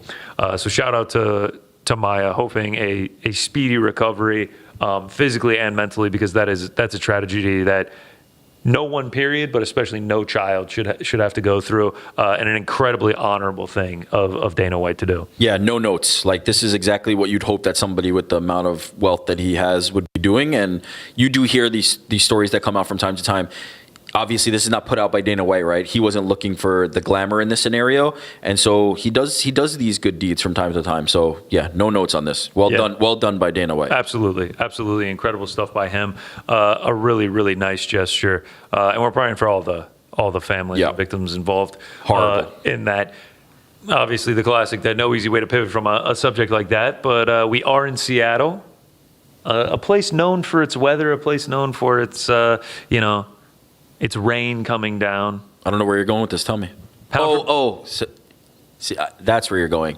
There's something we need to get to first before we do that. Okay. I was going to say, because that was inspired by voicemail, you're actually watching a production meeting in real time. Okay. Because that was inspired by voicemails, we lead into the voicemails with that. Done. Sold. Done. That's how we do Let's production go back meetings here to the transition of the rain, known for the rain. Keep going. We're here in Seattle Seahawks, beautiful Mount Rainier behind us. I know you're just seeing gigantic. Not a rain cloud in sight today. Not a rain cloud in sight, but Seattle known for its rain. It's a very rainy city. So in honor of that, pound for pound, Reigns. Reigns. Interpret that as you will. Title reigns. Political reigns. Leadership reigns. Reigns on a reindeer. However you want to interpret it, pound for pound, Reigns. In honor of Seattle. Frankie, what's the order, brother? The order today will be Frank, then Connor, and then Rick. Good. All right, Frankie, lead us off, brother. All right. I interpreted Reigns in a specific way. And to start us off is my number 5. Glad you did. The best Frank lists always start with this qualifier. Titanic. This movie stayed as the number 1 grossing film for 12 years straight, only to be surpassed by another James Cameron movie known as Avatar. And then I think Avengers Endgame eventually. Oh, okay. The Rain as the highest grossing movie. Very good. Yeah. Very good. My number 4. Okay, I like that, Frank. Is the video game Tetris. Tetris, which came out in 1988, has remained the highest selling game of all time, only to be maybe competed with by Minecraft. And maybe in 30, 40 years, Minecraft will overtake it. But as of right now, Tetris, which you're seeing here at home, I know you guys can't see it out in the muck, is the original screen of what Tetris looked like when it was made in the Soviet Union. So shout out. And then, number 3 is, you know him, I know him, Wayne Gretzky. Here he is seen in his Oilers uniform, probably the one that he was the most comfortable in. I knew him when he was in the Kings, but he has the highest scores between his assists and his actual goals that he's done himself by a mile to any other NHL athlete. So shout out to Wayne Gretzky. My number 2. Shout out to him, man. Yeah, man. My number 2. Oh, okay. You can hear us now? Sick. Is Nirvana. Considering that you guys are in Seattle, I felt like I needed to actually have something a little Seattle flavored in there. So Nirvana is considered when the 80s died, because like you had your hair metal bands, you had all these people trying to outdo each other with their virtuosity on guitar, and then out comes 3 people from Aberdeen originally that were able to just make some songs that were 2 to 3 minutes long, only using 3 or 4 power chords, singing lyrics that you could barely hear that made hardly any sense. They just took the entire music scene by storm, helping out along the way other bands that were their their friends. So contemporaries? Yeah, contemporaries. Thank you. And their lasting appeal is still around. Like, you'd be hard to find someone who just despises them. But obviously at that time, their reign started, and I would argue that their reign is still going. And that leads me to my number 1, which is the album by Pink Floyd known as Dark Side of the Moon. This album has been on the Billboard 200 for, I believe, 965 weeks. It did have to leave the billboard at one point before they were allowing older recordings to stay on, but they are still on there. This is actually when it came out in 73. It has remained on the Billboard 200. So I'd say its reign is still very much in place. Take it away, Connor. Killed this. You killed that, Frank. Yeah, actually, you got pretty creative with that. That was not your worst list ever. Killed the it. update. Not your worst list ever. It wasn't your worst list. All right, let's kick this thing off. I got my computer. Frank, are you here, okay? so- Are you being testy, or are you just Testy. doing Frankie things? My throat Okay. hurts a little bit. Testing? Oh, what's wrong? I don't know. Maybe I'm coming down with something. Who knows? Oh, God. All right. All right, I start with my number 5 on my pound-for-pound reigns list. I'm going to go with a UFC title reign. Oh. That was John Jones from 2011 to 2024. The reason this is 5 is because it's marred in controversy. Nah. Out of the octagon antics, failed drug tests, things like that. But regardless of that, 16 title fight wins, most of all time, never lost, youngest champion ever, 2-division champion, light heavyweight and heavyweight. One of the most insane runs that will probably never be recreated in UFC history. Elite of the elite. John Jones, 2011 to 2024. Number 4 for me. I actually go to the world of WWE. Oh. Not a title reign, a man. Roman Reigns. How can you have pound for pound reigns and not have Roman Reigns Frank. on the list? Roman Reigns' longest reign as Universal Champion Oh, look in at that. WWE history. Very nice. So it was Reigns reigning over the WWE Roman Reigns. And the day that he said it, it was raining outside the arena. It was raining the day Roman Reigns reigned over the WWE, putting himself in the pantheon of reigns. Yeah. Shout out to Roman Reigns. Roman Reigns reigned in the WWE Championship and continued to reign over the division. Number 3, we actually go to a warlord. One of about 1,000 years. Legend lives on to this day. Mongol Empire, Genghis Khan. Started from a mere village, ended with over 12 million square miles of land that he owned. The biggest empire in terms of land, had over 40 million descendants to this day, 400 wives.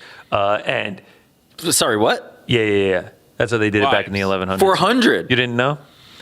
I mean, it was actually set up into sectors, and there was a ranking system. Fast facts on Genghis Khan. Guy lived a wild life, man. It was crazy times in the Mongol Empire back then. Of the wives? Of the wives, yeah. Jeez. Is that next week? Pound for pound, Genghis Khan wives? I thought you were just going to say wives. His reign from 1162 to 1227 definitely shaped this. And above all else, the sickest statue of all time. That still stands to this day. Him on this horse, gigantic. Guy's 1,000 years old, and he's got the biggest statue in Eastern Asia, Western Asia. Either way. I would have had Who's to check? 400 statues of my wives next to me. Yeah, also all-time name too, Genghis Khan. Genghis Khan's a great name. Bro still gets named Powerful, 1,000 strong. years later. Yeah. Yep. Well, is it the name or is it the actions? Both. Shout out to GK. Become a legend. A legend Infamous. he is. Insane reign of the Mongol Empire for Genghis Khan. Descendants still running around today. 40 million of them. It's like 1/10 of the world. I dig it. That's not 1/10. It's not 1/10 of the world. That's like 1,000th. Number 2, we go back to UFC after our brief hiatus Not from so fighting. brief. We go from Genghis Khan to Anderson Silva. Oh, fuck 2006 yeah. to 2012. I mean, what can you say? 16-0 start in the UFC, 10 title defenses, moving between middleweight and light heavyweight. A run that put him on the GOAT list for a lot of people. That reign over the middleweight division was just unbelievable. I mean, he was going into fights as such a gigantic favorite. The fact that Chael Sonnen almost beat him was unbelievable to even try and comprehend. When you picture Anderson Silva, what do you see? Because I know what I see, but you're a different era, so I'm trying to what I OG see. No, is, just like what when you think of Anderson Silva, what is the the picture? first thing that pops into my head is Izzy hitting this on him. Okay. But then also like the leg break comes to mind. Oh fuck yeah. Him doing the like bob and weave Against and Forrest. moving and everything like that. Yeah, those are the main images. Yeah. Burger King. Shout out. You know Shout the out. memes even. All right. Oh yeah. Well, also the sponsor on his shorts. Oh right. Okay, fair enough. There was a Burger King like GIF because he was in like a Burger King commercial where he like pops his head up and there's like a burger. Anyway, it was a thing on Sherdog. Okay, I was just curious. Yep. And then number one, this was a no question for me. This is the entire reason I wanted to do this list, pound for pound Reigns, and that is Dana White saying "Reign." Dana, take it away, brother. The reigning from Dublin, Ireland. The reigning.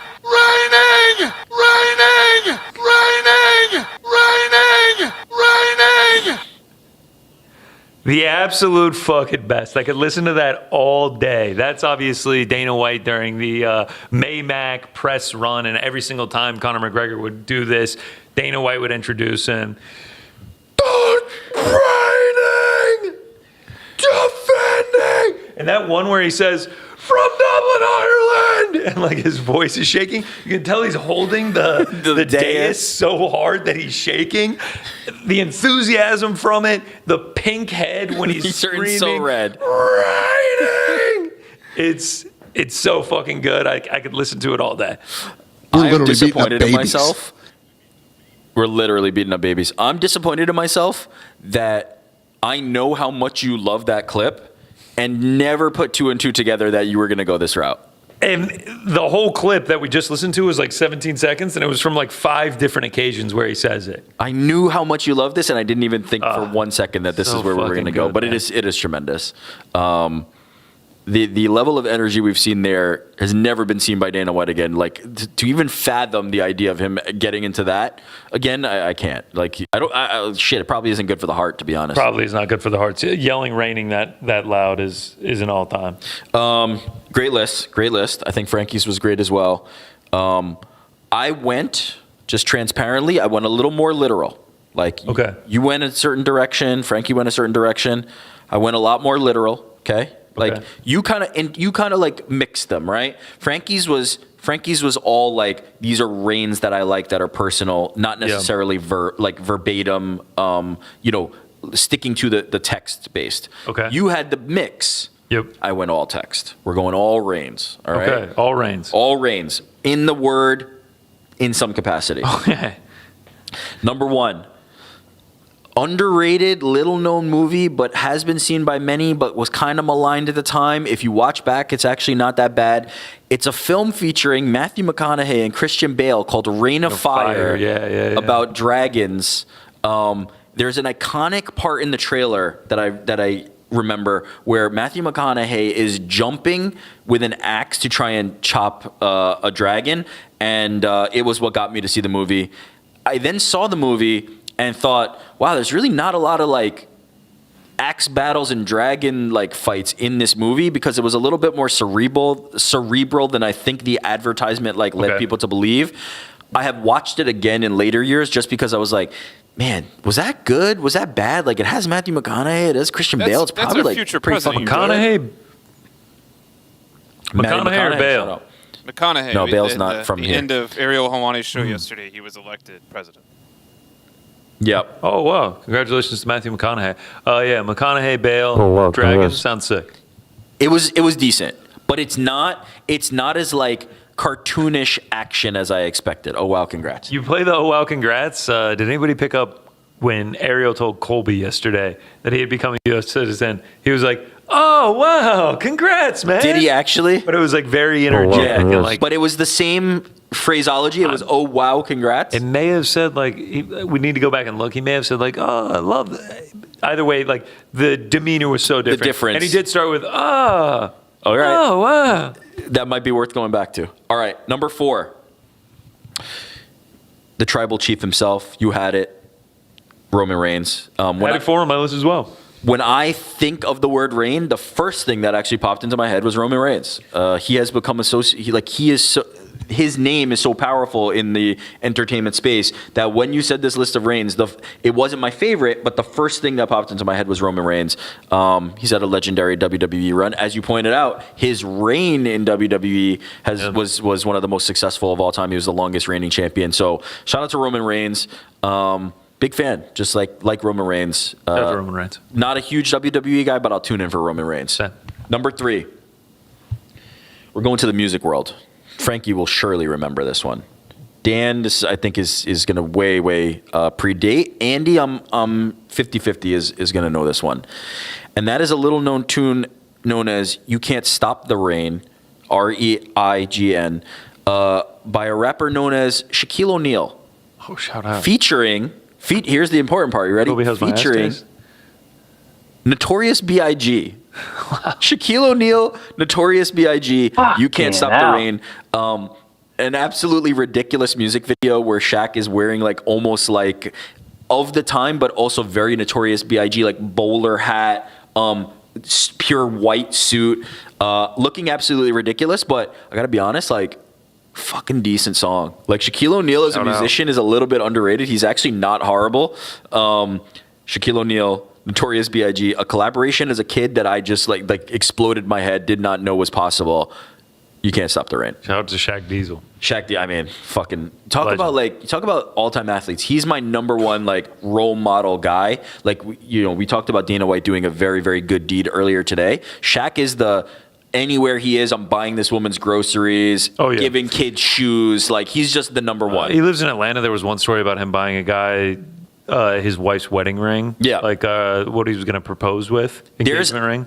1,000 stories like that just at any given time, and they're not like Shaq telling them. Yeah. It's everybody else being like, yeah, Shaq did this for me. He's an incredible. He's my number one. Like athlete of all time, I would point to Shaq as who you need to idolize.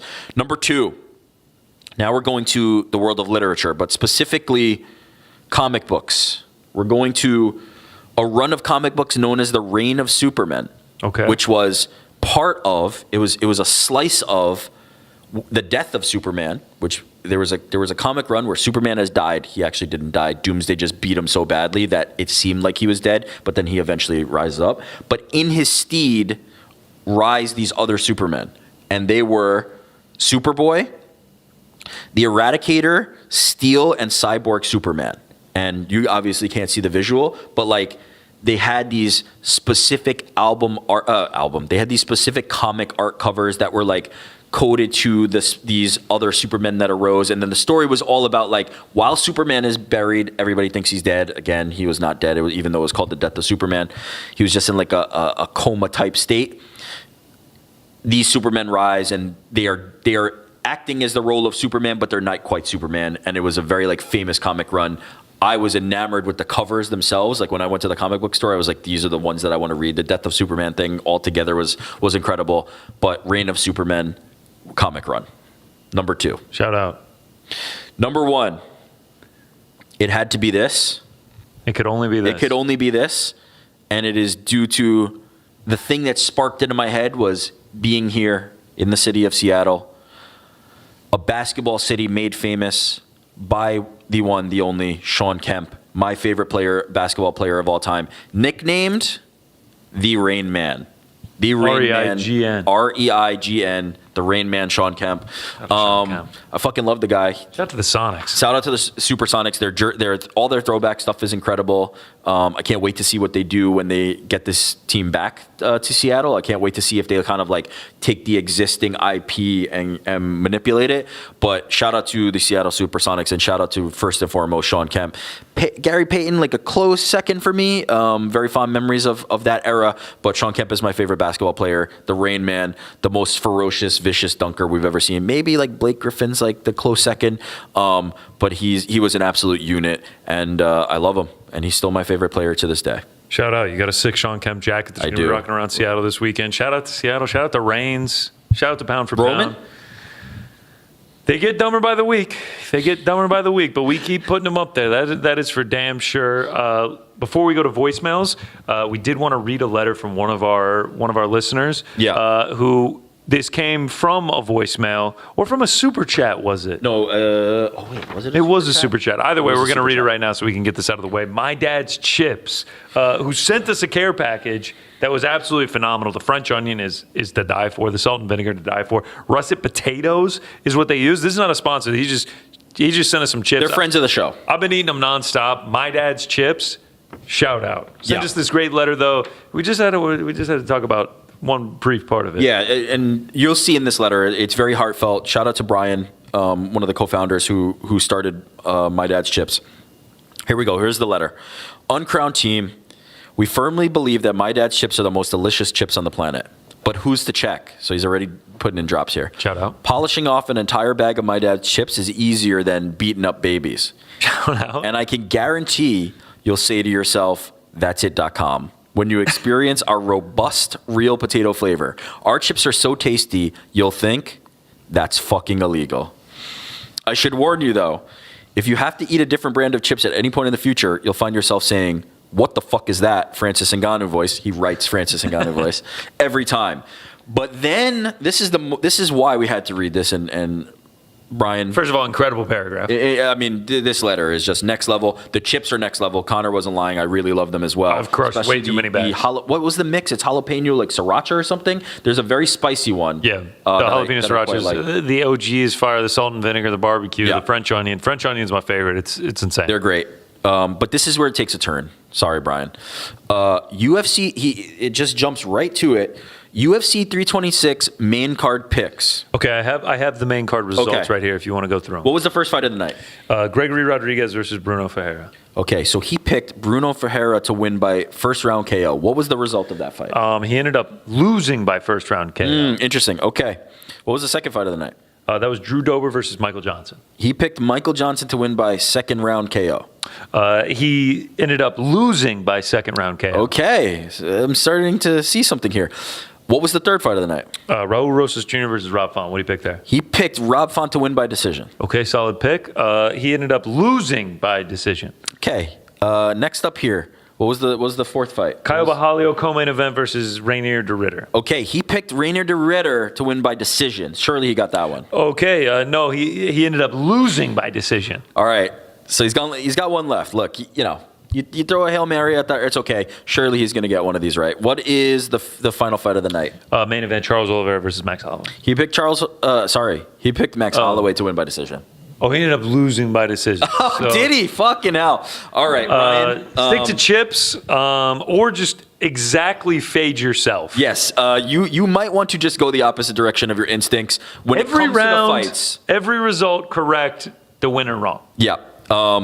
Great chips. The picks need some work. Let me finish this letter because I think we owe it to him after eviscerating him there. I am writing this letter on the Friday before UFC 326, so by the time you read this, I'll either sound prophetic or you and the team could share a laugh about how I don't know ball. Unfortunately, was the latter. We're sharing a laugh about how you don't know ball. Huge fan of all the Uncrowned content, and I wish the entire team continued success. Thanks, Brian. I'm going to say Edel. It's Edell. Maybe Edel? What do we think? Let's go Edel for now. My Dad's Chips co-founder and CFO. I met with Brian on Zoom a few times. Super nice dude. My Dad's Chips are great. And I felt like we should have read it earlier in the run, but now we've read it. Yeah, we forgot to. Shout out to My Dad's Chips. You can order them online, get them shipped straight to your house. They're fantastic. Like I said, russet potatoes, great flavors. Shout out. Just don't ask My Brian Dad's for Chips. picks. Shout out And to then, Russet just to be clear, they're not My Dad's. Shout out to russet potatoes. RP's king of the potato realm. Few people know that. And just to be clear, they're not My Dad's Chips. Not Connor's dad's chips. They're Brian's dad's chips. I'm going to eat so many fucking potatoes and drink so much Guinness when I'm in Ireland. It's going to be great. Shut up, Frankie, we got any voicemails, brother?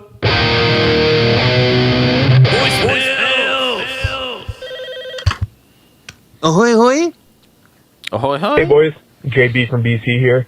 And I was just wondering with Rick.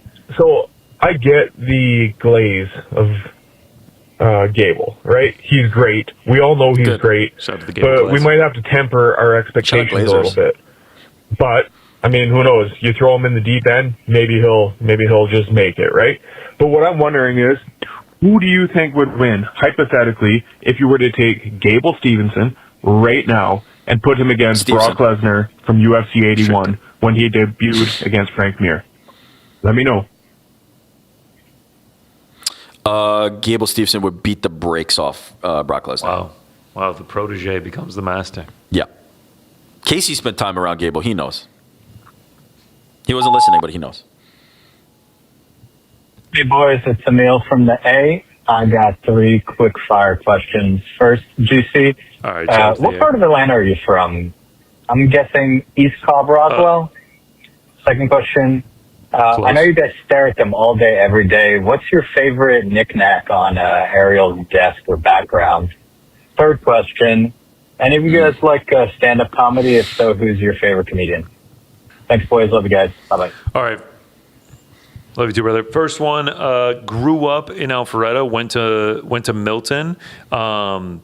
Parents moved into like the downtown West Atlanta area when I was 18. So actually never got to go home to my childhood home from college. I had no idea my parents were moving, and I came home for Thanksgiving, and they were like, "Yep, we're moving to a new house." So when I left for college, that was the goodbye to my childhood home. But you said you came home for Thanksgiving. They were already in the new house? Like, how did that... Yep.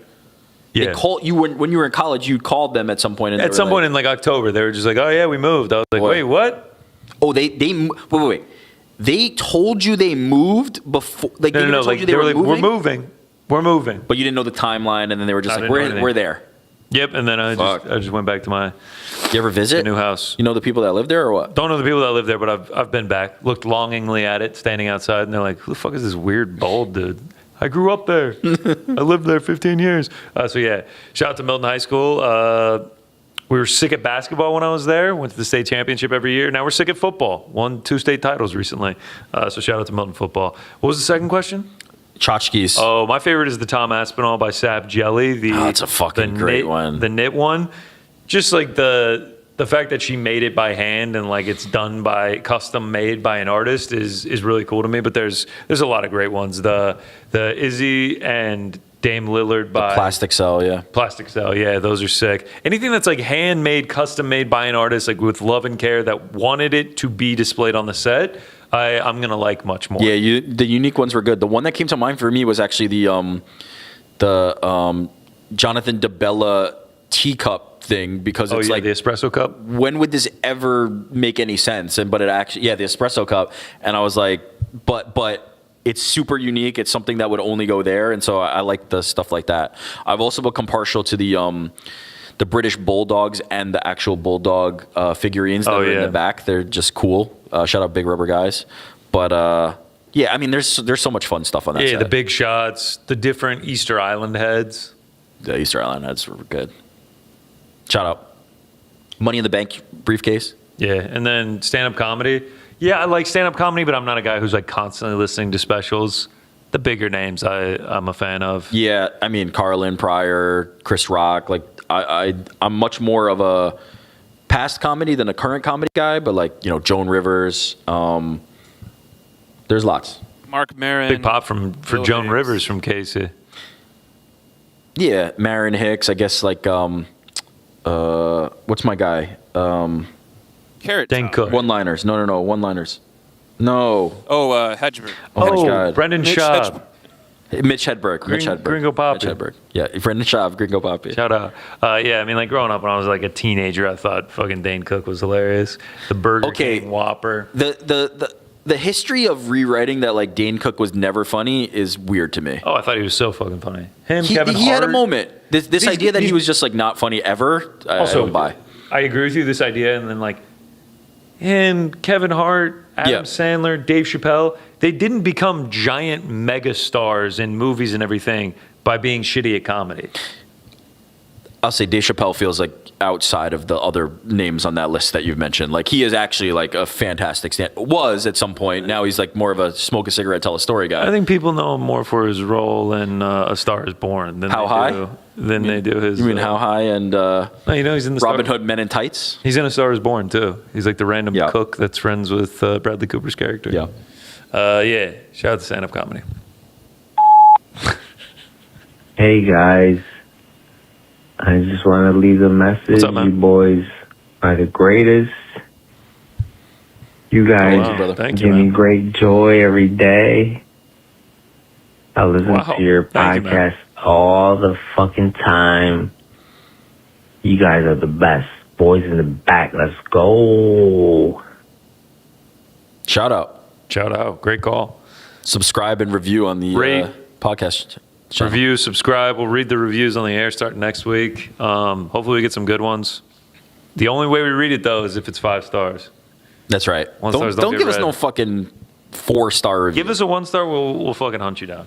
I might just delete it. My man was speaking in slow motion. I don't know. My man. I'm just saying, I don't know. All right. Lean, drink. Next. Hey boys, this is Kat. You might remember me from a February Kat. call. I'm a female degenerate Yeah, MMA sure do. fan with like the octagon cake at my wedding and stuff. I just got through Hell listening yeah. to this week's episode of a caller who was talking about, his wife coming home from a nursing shift and him watching the baseball game and, not really Yeah. listening to what she had to say. So I wanted to give a little bit of advice for this situation as a female and also a big sports fan. I think I have a good perspective on this. So 2 things you Tell need us. to think about. First, there needs to be a little bit of self-reflection. And then second, good communication skills. What I mean by self-reflection, how do you treat your female partner's interests? For example, if she's like in the middle of a Bridgerton episode or a romantasy novel, shout out the Empyrean series, or whatever she's Romantasy. into, how do you treat her in those moments? Are you interrupting her? Are you talking about how stupid her interests are, like how gay Bridgerton is or whatever? And if you Shout do, out. then the answer Do you is watch Bridgerton? I've never you seen probably Fuck just no. need to pause the game or fight and listen when your girl talks. However, if So you're this is the do respectful unto of others, her you know? interests and hobbies and things like that, then it's reasonable to suspect that she can be respectful of yours too, and that's where the communication comes in. And I think y'all talked about this, like, just say it. Just be like, hey, this is a big game.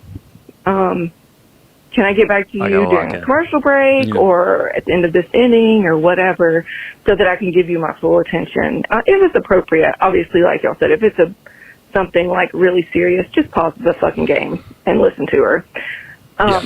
Yeah. But you I'm got to with do you. that self-reflection first. I think it was like maybe Jesus that said, do unto others as you would have them do to you. Was that So Jesus? make sure I you're think it being was me. respectful of the things that she likes that you might not be into, and then just talk about it and communicate Jesus. clearly. And that will help keep your relationships peaceful. All right, hope that's helpful. Great call, Kat. Great call. She mentioned the romance novels. She said shout out to- Romantasy. Yeah, romantasy. She says shout out to the Empyrean series. That's like Fourth Wing, Iron Flame, and all that. I don't know what that means. It's a trio of books, incredibly popular. What by is this. Fourth Wing Iron Flame? Oh, those are the names. I'm Yeah, seeing Fourth here. Wing, Iron Flame, and Onyx Storm. Incredibly popular series. Rebecca Yaros is taken over. With You've read these. this or no? I have read them. An ex-girlfriend had me. So read these are them. not like brand new. These have been around for 5 years. No, it was my last relationship that had me read them, and they're good books, they're entertaining. But when she says romantasy, I think people prefer to call it smut. Oh, this is the smut. It's written porn. It's crazy. Okay, I don't know much about this, right? Oh, it's crazy. Is it like the whole thing? Like, is it like? It's not the whole thing, but she's gonna hook up with this the hunk of the school. I can't believe we're doing breakdowns of the. Okay, Everyone fucking loves this guy. He's so hot. Yeah. So this is they're school age. This is like Twilight stuff. Like they're in high school. Yeah, so the whole thing is Fourth Wing is the name of the school that they go to. It's a dragon school, and it's a lot of murder and death. It's like Harry Potter, but super wildly inappropriate. And then fucking. Yeah, fucking and dragons. So with the sex, basically. This is. Wait, sorry. Did you say fucking dragons? No. Fucking and dragons. Oh, okay. But they do mentally connect to their dragons, and it's the more I'm saying it out loud, the worse stupider it it sounds. Anyway, the whole point is, I read it, and the first time, the first section is like 11 pages long. You're like, okay, all right, like we get it. Like, they're hooking up. You're like, okay, we got it. It gets way too detailed, and you're just like I see women reading this on the train sometimes, and I'm like, not in public. Good morning. Like, not in public. Yeah, it's 7:15. 7:15 F train up to Manhattan, and they're just like, how long? 11 pages of smut. How long until the next part that is like that? Yeah, like a couple hundred. It's okay, so it's not just like all that. It's not a non-stop flow. It's not all that. It's not, but there's a lot. It's a lot of that. Yeah, that's what they would say. Yeah, but many women, and I do the book clubs, and I really enjoy reading. It wasn't like, the one book I read in the last 3 years was the Empyrean series. Women love reading this shit, and they'll bring it up to me, and they'll be like, "Oh yeah, I read Fourth Wing," and I read it. I'm just like, "Yeah, I did too." And they're always just like, "You're the first man I've ever met to read it." Is this a good? Or is this like an in? No, it's never. You feel like it's being held against you? No, I don't know, but they're always shocked. Andy, what do you make of Cats of Vice, and have you ever read these smut books? So no, I haven't read it, but I was shocked that you said that, Connor. My best friend is like super into it, and I could not believe that you have read these. I haven't read these, but I'm more of like a mystery, like thriller type. It was a woman that had me read them. So had you read them? Yeah. Made you read them? They're fucking long too. They're like 700 pages each. So it really is just like Harry Potter plus sex. Like that's the kind of like easy way. It's also much more like vulgar and violent. Okay, a lot of cussing, a lot of murdering. They kill. It's a pretty crazy series. Like, there's a lot of wild twists and turns. It's not just popular because it's written pornography, but like it is also a decent storyline. And I'm no longer seeing this one, but the next book is coming out soon. There's going to be 5. It will get read. I didn't read 2,200 pages of smut. You can't get out if you want to. I'm not getting out, bro. I'm not getting out. That's a choice at this point. Own it. I love that you're owning it. It's okay. I read the third one post this relationship. This is my stance and why I don't start a lot of TV shows. I can't quit, right? Yeah. If I'm 3 seasons in, I'm not going to not watch the 4th season of Walking Dead, even though it's a giant turd. There have been some that I was able to quit. Walking Dead is the most notable example. I just could not in good conscience continue to watch that piece of shit. But it's why I don't start TV shows until they're mostly done, because I don't want to get that deep. Now you're too deep on this smut series, and you're fucking in. I do see the chat, and like Andy was like, made me. There was no made me.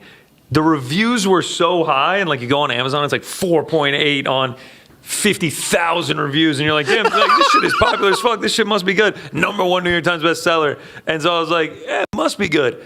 The information that wasn't given to me was 49,998 of the 50,000 reviews were women. By horny women. Horny women. Okay. Yeah, let us live, man. This is going to be an important. No, live. Do your fucking thing. But also, don't shame me when I'm reading the 4th book only in public and then making longing eyes with women when I see it. I'm just like, stop. You reading this too? I love the Empyrean. And that's how you meet the love of your life on the train. And that's how I met your mother. Okay, but is there an expectation that some of that, like... that I'm laying pipe like Zayden Ryerson? I wasn't gonna say it. I can't live up to those expectations, bro. 11 pages of that's a lot of time. Also, like it comes out that like you have these. They slowly reveal that they have like superpowers. Oh fuck! Hers is lightning, and they start getting it on. And she's already there's like lightning. Shit. Fuck me! All right, here's the important question, and we'll leave it on this. Do you actually like the book though? Yeah, it's good. Like there's good twists and turns and shit. I do just laugh. It gets to the point where I'm reading the sex scenes and like. Are you also on the train at like 8 a.m.? I start flipping through and I start reading casually, like I'm perusing like a brochure somewhere, and I'm just like, and then she pulled down his pants, and she put his cock in her mouth. I'm just like, okay, yep, and then she takes 3 more pages. Rock hard member into his hand, and it's just like, all right, Jesus Christ, it's just like supplely sucked on her breasts. I'm just like, Jesus Christ. Yeah, so yeah. Oh fuck! Shout out! We went way too long in this answer. So romantasy is smut, or is that like a? Yes, that's a nice way of saying smut. Okay, got it. Shout out to Kat. Good advice. Shout out to Kat. Great call. What's up, boys in the back? This is Lando here, local UPS driver.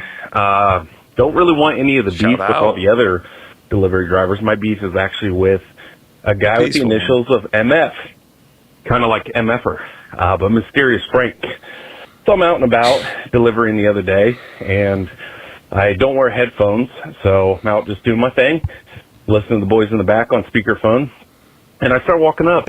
A lady, shout out, thank you. Introduces herself to me, and I tried to press pause, but her package was a little bit too big, and Frank just so happens to hit one in particular soundboard over and over again, which is beating up babies, beating up babies, beating up babies.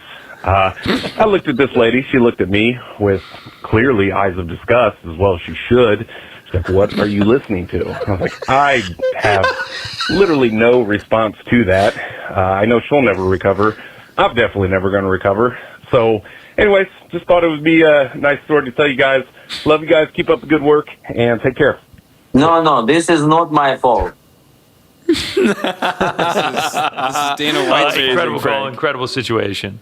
It is Dana White's fault. It kind of lets you know that, like, outside of this world, the quote, beating up babies is a fucking ridiculous thing to say. Also, just thank God it wasn't like the without the sex or something even worse. But beating up babies without the sex. Or that. I do wonder why he couldn't just be like, I'm listening to BITB, the greatest podcast in the history of the universe. You should subscribe and rate and review this. Yeah. And then she was like, BITB? Don't you mean the Men in the Muck? Oh, yeah, she was a fan. Oh, nah, she would have known then. All right. That's unfortunate for you, but thank you for calling. Hey, this is James calling from Michigan, fuck Ohio. I'm calling for Mr. Georgia Connor. I just want to thank you for convincing me to read Project Hail Mary. I've been on a reading journey lately because my girlfriend is a huge bookworm, and Project Hail Mary was the first book I asked to read on my own volition, and I loved it. It had me crying by the end, and I was legit bummed that I was done with the book because I loved it so much. Oh, I thought you were I going got to two give spoilers. questions. One, have you seen the movie yet? And what are your thoughts if you have? And two, are there any other books that you would recommend? Also, shout out to Andy. We need a dedicated Andy segment. There you go. Have a good one. Maybe we do like Andy's advice or something. Andy, do you want a dedicated segment, first of all? I love that. Let's think about it. She was just on Let's comms workshop saying it. We need some alliteration. I did say that on comms. Yeah. It's in your hands, Andy. We will support your segment. No, I have not seen Project Hail Mary, the movie, yet. I got tickets to IMAX. Unfortunately, not 70 millimeter. I slept on it and I didn't get tickets in time. But IMAX on Monday when I get back, I'll be going. Rick read the book in like 2 days and went and saw the movie. I cannot fucking wait. I am actually so hyped that you called in and said that you read and enjoyed it. You are like the 5th or 6th person that's called in and said that. Rick read it. I can't wait to talk to him about it. We're waiting until after I see the movie. Have put several friends onto this book before the movie came out. It was like, favorite book of 2025, loved it. Favorite book of 2025, read it. Everyone that's read it has loved it. I'm hearing glowing reviews for the movie. I saw it did like 35 million or something on domestically on opening weekend. Cannot wait to go see it. Love Gosling. Really, really excited for it. In terms of recommendations, I've actually been slow to the gun here in 2026. I'm reading a self-help book, Power of Positive Thinking. Oh yeah, self-help books are a fucking slog, man. Yeah, they can be. They become repetitive, and Yeah. I don't know. I love just like a nice fiction that you can just get lost in. So yeah, my recommendation to you is the Empyrean series. Broaden your horizons, and now Bring a towel. Actually, if your girl is a bookworm, wow, shout out to the towel. If your girl is a bookworm, she's probably read the Empyrean series. I was thinking that. To be totally honest, one that a couple listeners have liked is Dark Matter. I think that's a solid, quick, easy read. Not as good as Project Hail Mary, but it is good. I've seen the movie. I will reserve comment until after Connor sees it, and then we'll do a full debrief. Probably next Thursday. Yeah, when we come back. No, not next Thursday. We're not. Oh yeah, fuck! on I air forgot next we're Thursday. off. Yeah. Boys in the back, how the devil are we? It's Danny from Doncaster again. First and foremost, I just want to give a big shout out to Frank for double dropping the C word during the pound for pound English slang last week. That was just fucking brilliant. I'm calling to talk about Movsar of Loyev. I feel like Frank says cunt. The big perception is that he's getting skipped over for a title shot because his fights can be perceived as boring. Which, don't get me wrong, some of them can be, but I think a bigger issue is activity. The fact that since he fought Diego Lopez, Diego's fought 8 times and had 2 title shots, and Mobstar's only just fitted in his 3rd fight. I think that's a bigger issue than the actual quality of the fights themselves. Anyway, with that in mind, GC, I'd like you to blind rank these 5 foot-in-mouth moments. At number 1, we've got Bilal Muhammad without the sex. That's a 2, just because I don't know where you're going. We've got Dana White tripling down on his beating up babies. At number 3, we've got Colby Covington with the 7th layer of hair. That's one. At number That's 4, we've got Frankie the context and Mysterio everything. just straight up kissing his mum's ass. Yeah, And coming in that should be number 1. 5, That should be the 1. we've got 3. GC with MVP, your house looks like my shitter. That one was fantastic. Alright, cheers lads. I'll We'll go 5, but that should be higher. Catch you later. Oh, Danny, fantastic Danny call. from Doncaster. Shout out to Doncaster. Shout out to the accent. It's tremendous. All 5 of those were mint. We All 5 were of those just were great. talking about 7th layer of hair because we had Colby on, and we were laughing about. What people forget is he was wearing that fucking ridiculous American Revolution getup. Yep. Was talking shit about Leon's deceased dad, and talking about, I'm going to let you go see your father. I'm going to drag you down to the 7th layer of hair. And it's like, dude, you have to say it right if you're going to be that big of a piece of shit and try to shit on him. And he It said, was all-time bad. All-time bad. I'm going to take you down to the 7th layer of hair. Hell. It's like, bro, boo this man. That's number 1 for sure. Without the sex is number 2. Without the sex is... Me being like, MVP, you sitting on the fucking John right now? That's number 3. Frank being like, yeah, and then I kiss my mom's ass is 4. Though that feels like it should be number 1. And then Should be higher. Dana beating up babies is 5. Do you think people... 7th layer of hair has longevity and like widespread appeal. Everybody knows about 7th layer of hair. Do enough people know about without the sex? I feel like we are very like in on it, but I don't think enough people know. 7th layer of hair feels like it still gets brought up. Without the sex, it doesn't get brought up enough. When he fights Bonfim in June, we're resurrecting the... he will not get away with this. I'm gonna make sure one of the somebody asks him worst at media day. One of the worst bars in history. Second only to 7th layer of hair. All right. What is up, boys? Double D. I've missed you. I've been listening in. Had to, Donnie D's back. Get some time to breathe and let the next generation rise up. And that is actually what, first of all, motivated this call. That fella from Sydney, Australia, who called in, had Rick wheezing. It made me proud. I'm not going to take credit for it, but what you want to do when you retire from the sport, and I did retire, but I'm back because this is MMA, is see the next generation progress the sport. And do you want to be a fucking voicemailer? That's what I told this kid. And just hitting it out of the park. Absolutely amazing. Now, I know what everyone's saying, the scuttlebutt of the MMA world. They're thinking, what does Dom think about this? Big things shifting. And yes, the Exit 8 movie has been made. It is being distributed in North America. Yes, the Exit 8, that was the walking simulator set in the Japanese subway, the environmental horror game, and it has been made into a feature-length film. It's fantastic. Of course, it sent me the early screener. I've seen it for a while, but I couldn't talk about it until we had North American distribution. And naturally, I highly recommend it. It's a good time. I think you'll enjoy it. If you like horror films, or just a good time at the cinema. Good date movie. Good movie to see alone. Good movie to just sit on your phone at and not look at the movie. It'll still be fun. And other than that, the PFL.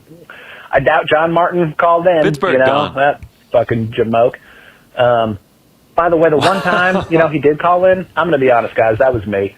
I went for a run pretended to be John Martin. I know this is probably shocking. I think we no one suspected had that. any idea. We know. I actually do a pretty decent impression of the guy myself. But yeah, I mean, the card was great.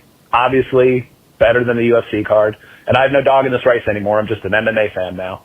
So, yeah, mostly just wanted to call the shout out. That great call Don was always from an MMA Sydney, fan. Australia. Huge. Keep up the good work. Keep raising the bar. And, yeah, check out the Exit 8. This is not a paid ad. Just a big fan. See you guys. Talk to you next time. Wow, what a legendary. nostalgia blast that was. To have Don Davis back That in was our so lives. good. Yeah, Exit 8, 2025 film. It got 6.4. Shout out. Damn, 6.4 ain't bad. Oh, it releases April 10th. Huh. Is it actually about a walking simulator? Fuck if I know, man. Shout out to you, Don. Thank you, Donnie. No invite for Frankie playing video games. Feels like he's maturing. Yeah. John Martin and It's almost sad, though. Playing on the PlayStation Network. Oh, I see. What have you been playing? We've been playing Marathon. I don't know it, but I see the allegiance switch. Interesting. All right, boys, can we all just agree GC George O'Connor is now and should be officially changed to, you ready? GC, yeah, but it's Gourmet Connor. That's right, Gourmet fucking Connor. Hey, because those other shout out. I'm a little jelly, man. Hey, FedEx one of those bad boys to me. Let me know. What else you got cooking, Georgia? Or, excuse me, Gourmet Connor? Let me know, man. Love it. Appreciate the call. I mean, the Arepas I could not have done without Andy's guidance. But nice to get under the belt. I'm thinking of ripping, I got a panini press. I'm thinking about ripping Cubans for Miami card. That's a good one. Yeah. I've really been enjoying this cooking. Love cooking. I mean, I just love food, period. That's really the genesis of all this. But yeah, I've really been enjoying the cooking. Cooking for myself has been fun. So yeah, shout out to Andy, shout out to Venezuela, shout out to the Arepas. Gourmet Connor, not bad. I saw someone say great chef. Yeah. Gourmet chef. At this point, GC is just whatever you want it to be. Whatever you it can want it be to be. everything to everybody. Some guy came up to us last night. Shout out to Daniel here in the Muckleshoot. Added Rick on Magic. They're going to be playing together. That's a shoot. That's real. Yeah, it's a Muckleshoot. And he was like, "What does GC stand for?" I'm like, "Yeah, whatever you want it to stand for, man. It's all about who you are as a person, and it's all in your heart." It's like a Rorschach test. And he you was decide. Like, "What the fuck are you talking about? What does it stand for?" I was like, "Yeah, George O'Connor, man." He's like, "Yeah, fuck you," and he walked off. So I don't think he'll be not. He was downstairs. very nice and said none of those. Shout out to Daniel. Yeah, Shout out to Daniel. Kind of made me think about, I don't know. Boys, this is Sydney from Connaught, Australia. GC blind ranking 5 drops from Frank. You ready? You say Sydney from Federal Connaught, fucking Australia? No, he said it right. I think. Oh, wow, congrats. All time 4. Beating up babies. 2. Whoa. 3. 5. If he dies, he dies. Have a good day, boys. Rocky 4, if he dies, he dies. That is 5. That is the fucking worst one I've ever heard. I feel like a wild congrats has to be 1 at this point. Wait, was that was a Francis? new What the hell Francis? is this? Yeah. We always give Frank so much love. The drops are incredible. They're such a beautiful addition to the show. The fans love it. The whole team loves it. They're hilarious. His timing is impeccable. Fucking mailmen, delivery drivers are getting scolded by people because we get the my dad's chips letter, and it's half It's of its all the drops. drops. It's all beautiful. Could we take a second and power rank the bottom 5 drops? I only can think of the Rocky 4 at the moment. If he dies, he dies. But It was fight is a inaudible. fight, It was you just. Yeah, I was going to say Business. Kyoji Horiguchi.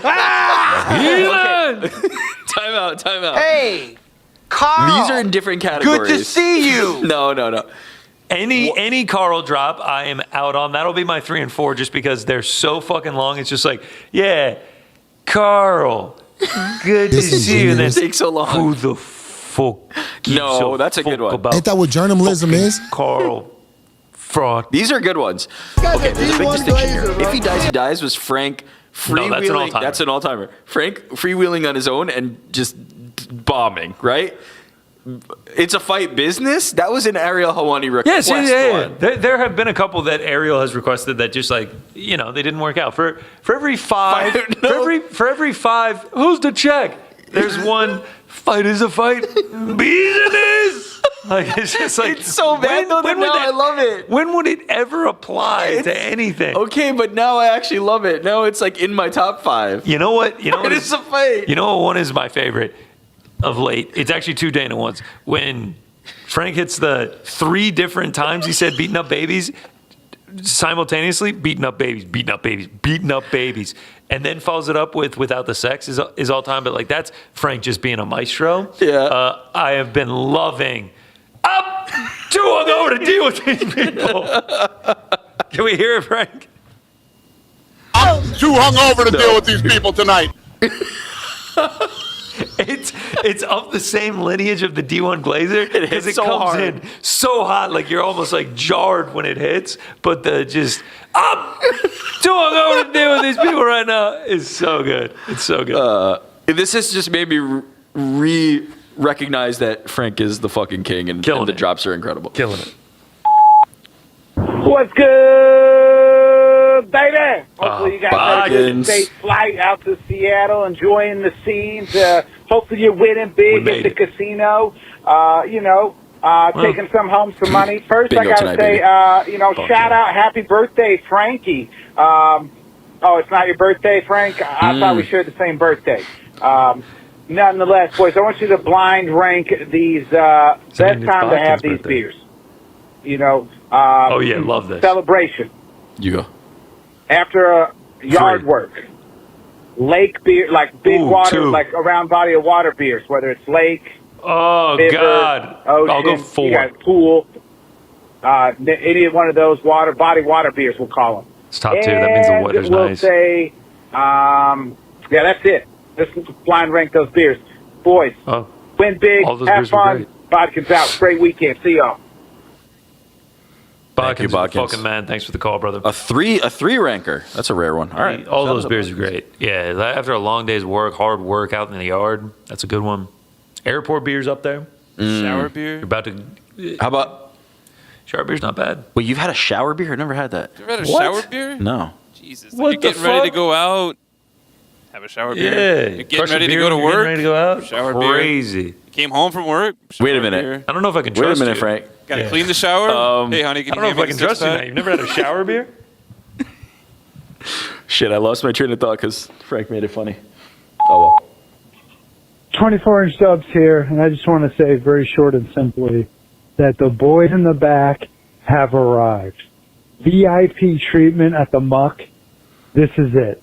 This is the Shout out to Uncle pinnacle of sport and media here, guys. Take a lap. Phenomenal. We I'm agree. out. Thank you. Thank you, I'm a 24 little bit inch caught Dubs. up here in this jersey, and I shouldn't have put it on. Uh-oh. Yo, boys in the back. It's Jammer. What's up, bro? Actually, a Jammer. basketball question this week. So, just wanted to know who your guys' MVP would be.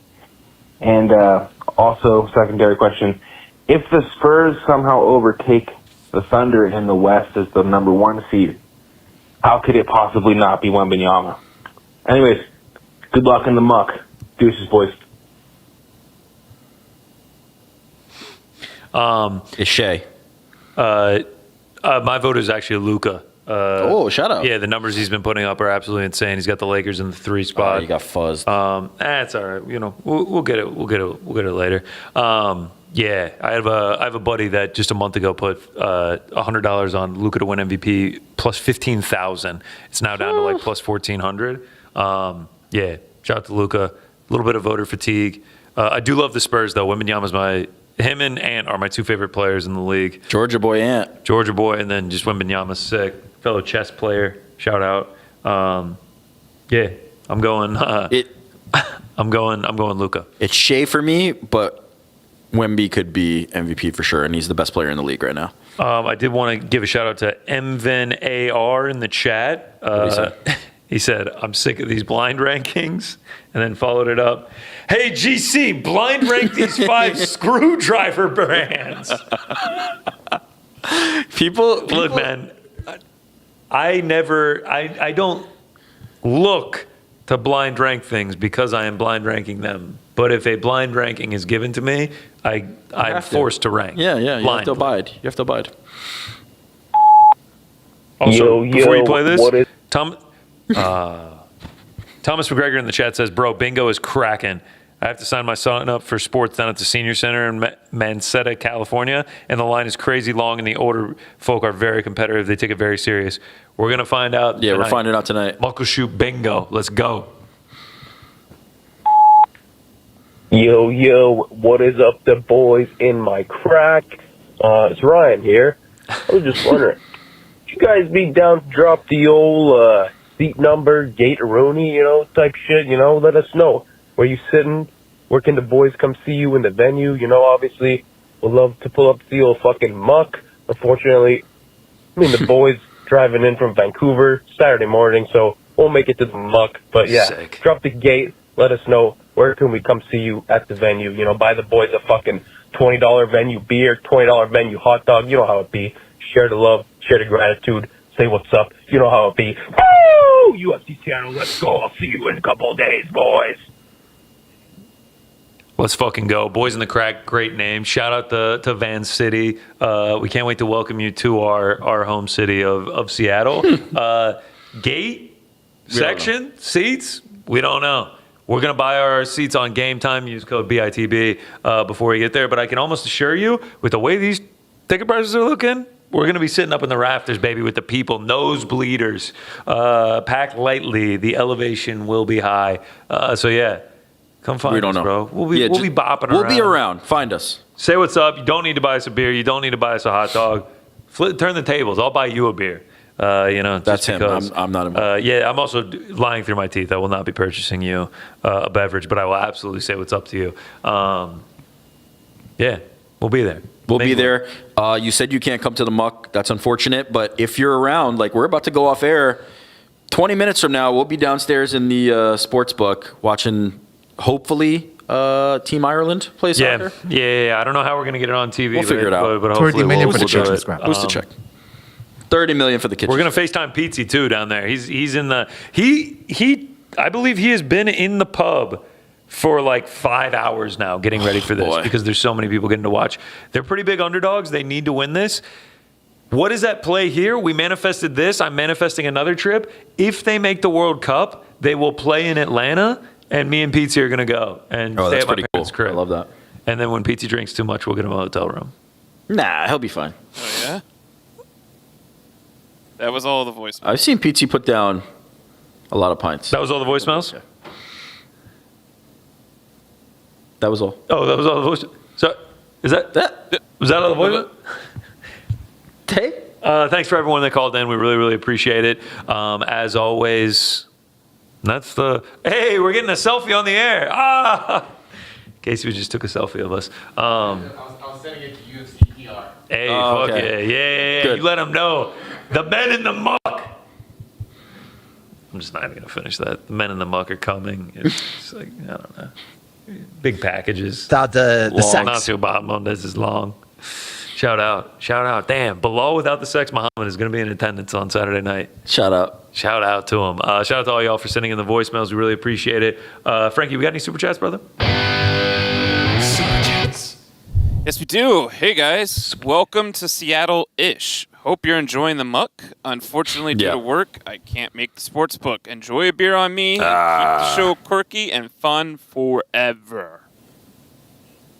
We really fucking appreciate that, man. Sorry we can't see you. Maybe we'll see you at the fights on Saturday night if you're going to be there. Yeah, I mean, it makes sense. It's smack middle of a work day right now, and we're like, come to a sports book and watch a World Cup qualifier semifinal. Yeah, I mean, if you were a real fan, you would, but, it's all good. I am fully anticipating me, Casey, and Rick drinking about 5 beers apiece down at the sports book and watching Ireland lose and no one coming. And then going to bingo.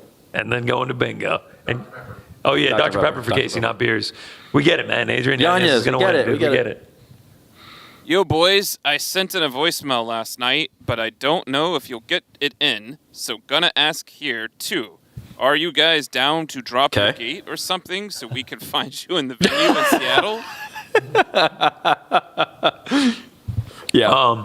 Yeah. Thankfully, you got it in. Yeah, we just said it. Game Time, promo code BITB. Haven't bought our tickets yet. We're waiting until we're closer. We're also going to use Game Time tomorrow for the Mariners game. Shout out. Don't know where we're sitting for that. Yeah, that's going to be sick. We fly by the seat of our pants, man. We didn't even know if we were going to go on air today. We were just like, yeah, I guess we'll figure it out. But, I mean, honestly, though, we did it. We're in the muck. We got on air. Everybody on the team pulled their weight, got this done. Who the fuck is we? Very proud crushed. and very happy. Shout out to Andy. Shout out to Dan. Shout out to Frank. Shout out to Dennis. Shout out to Live View. Everyone that fucking helped us. Shout out to Live View subscriptions. Shout out to Best Buy. Shout out to Best Buy. Orders were placed. We'll never know. Shout out to Glazers. All of the above. We made it happen. Now, is Glazers the location, or are we just shouting out Glazers in general, like all the Glazers out there? We are the Glazers of Seattle and Muckleshoot. Glazers is the official light provider of the Uncrowned team. So yeah, shout out. We'll be there on Saturday. We'll tweet a picture when we get in. Yeah, we'll be somewhere. Garlic writes in, Getting blinded by unbiased my ass, heavily glazing the muck.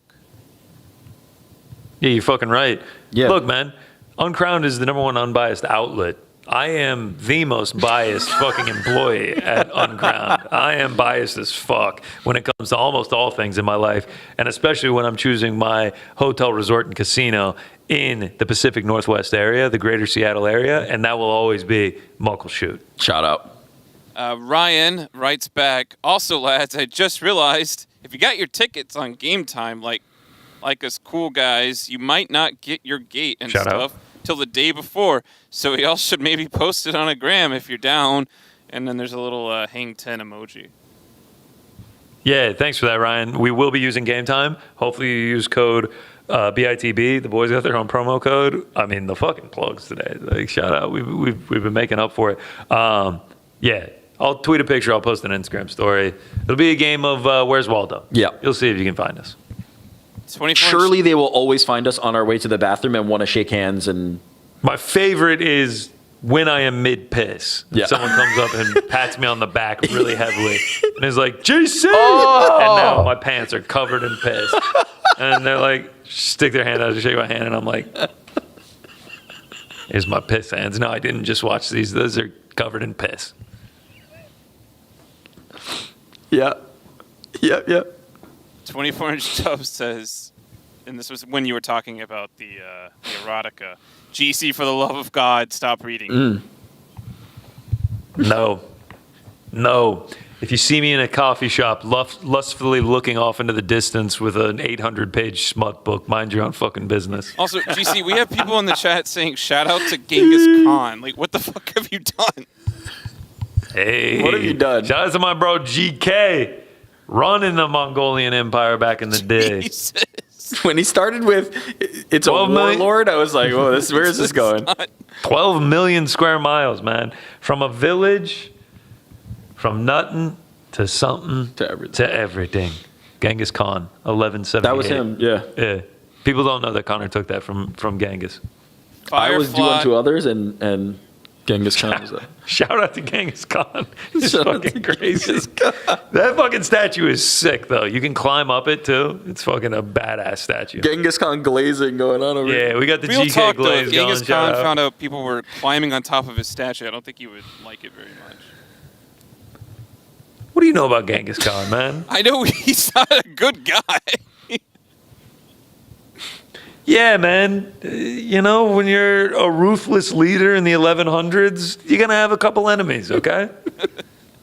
Firefly Funhouse what's one. the a couple wives. What's the statute of limitations where we can't show the guy some love, you know? I'll be going to PFL Pittsburgh. I'm stoked, but not being able to see the one and only Don, co-leader Davis, is a bit of a bummer. Honestly, at that point, what's the point of you going to PFL if you can't? I will say, pull up to Don Davis. Look, I love Don Davis. I'm a Don Davis lifer. There will never be a bad word out of my mouth about Don Davis. I like the cut of John Martin's jib. You know, like I like what he's got going on over there. So show some love to John Martin if you see him. Yeah. But shout out to John my Martin's loyalty jib. will always forever remain with Don Davis. Yeah. Shout out to John Martin's jib. Cut of it specifically. Cut of his jib. Garlic writes back, Nice cut. GC, have you ever read Tender is the Flesh? Check it out. First of all, shout out to Garlic and whatever symbols that means next to his name. And shout out to his picture, which is me smoking a cigarette. Shout out to it. Tender is the Flesh. Never even heard of this. Tender is the Flesh by Agustina Bazterrica is the worst horror book I've ever read by far.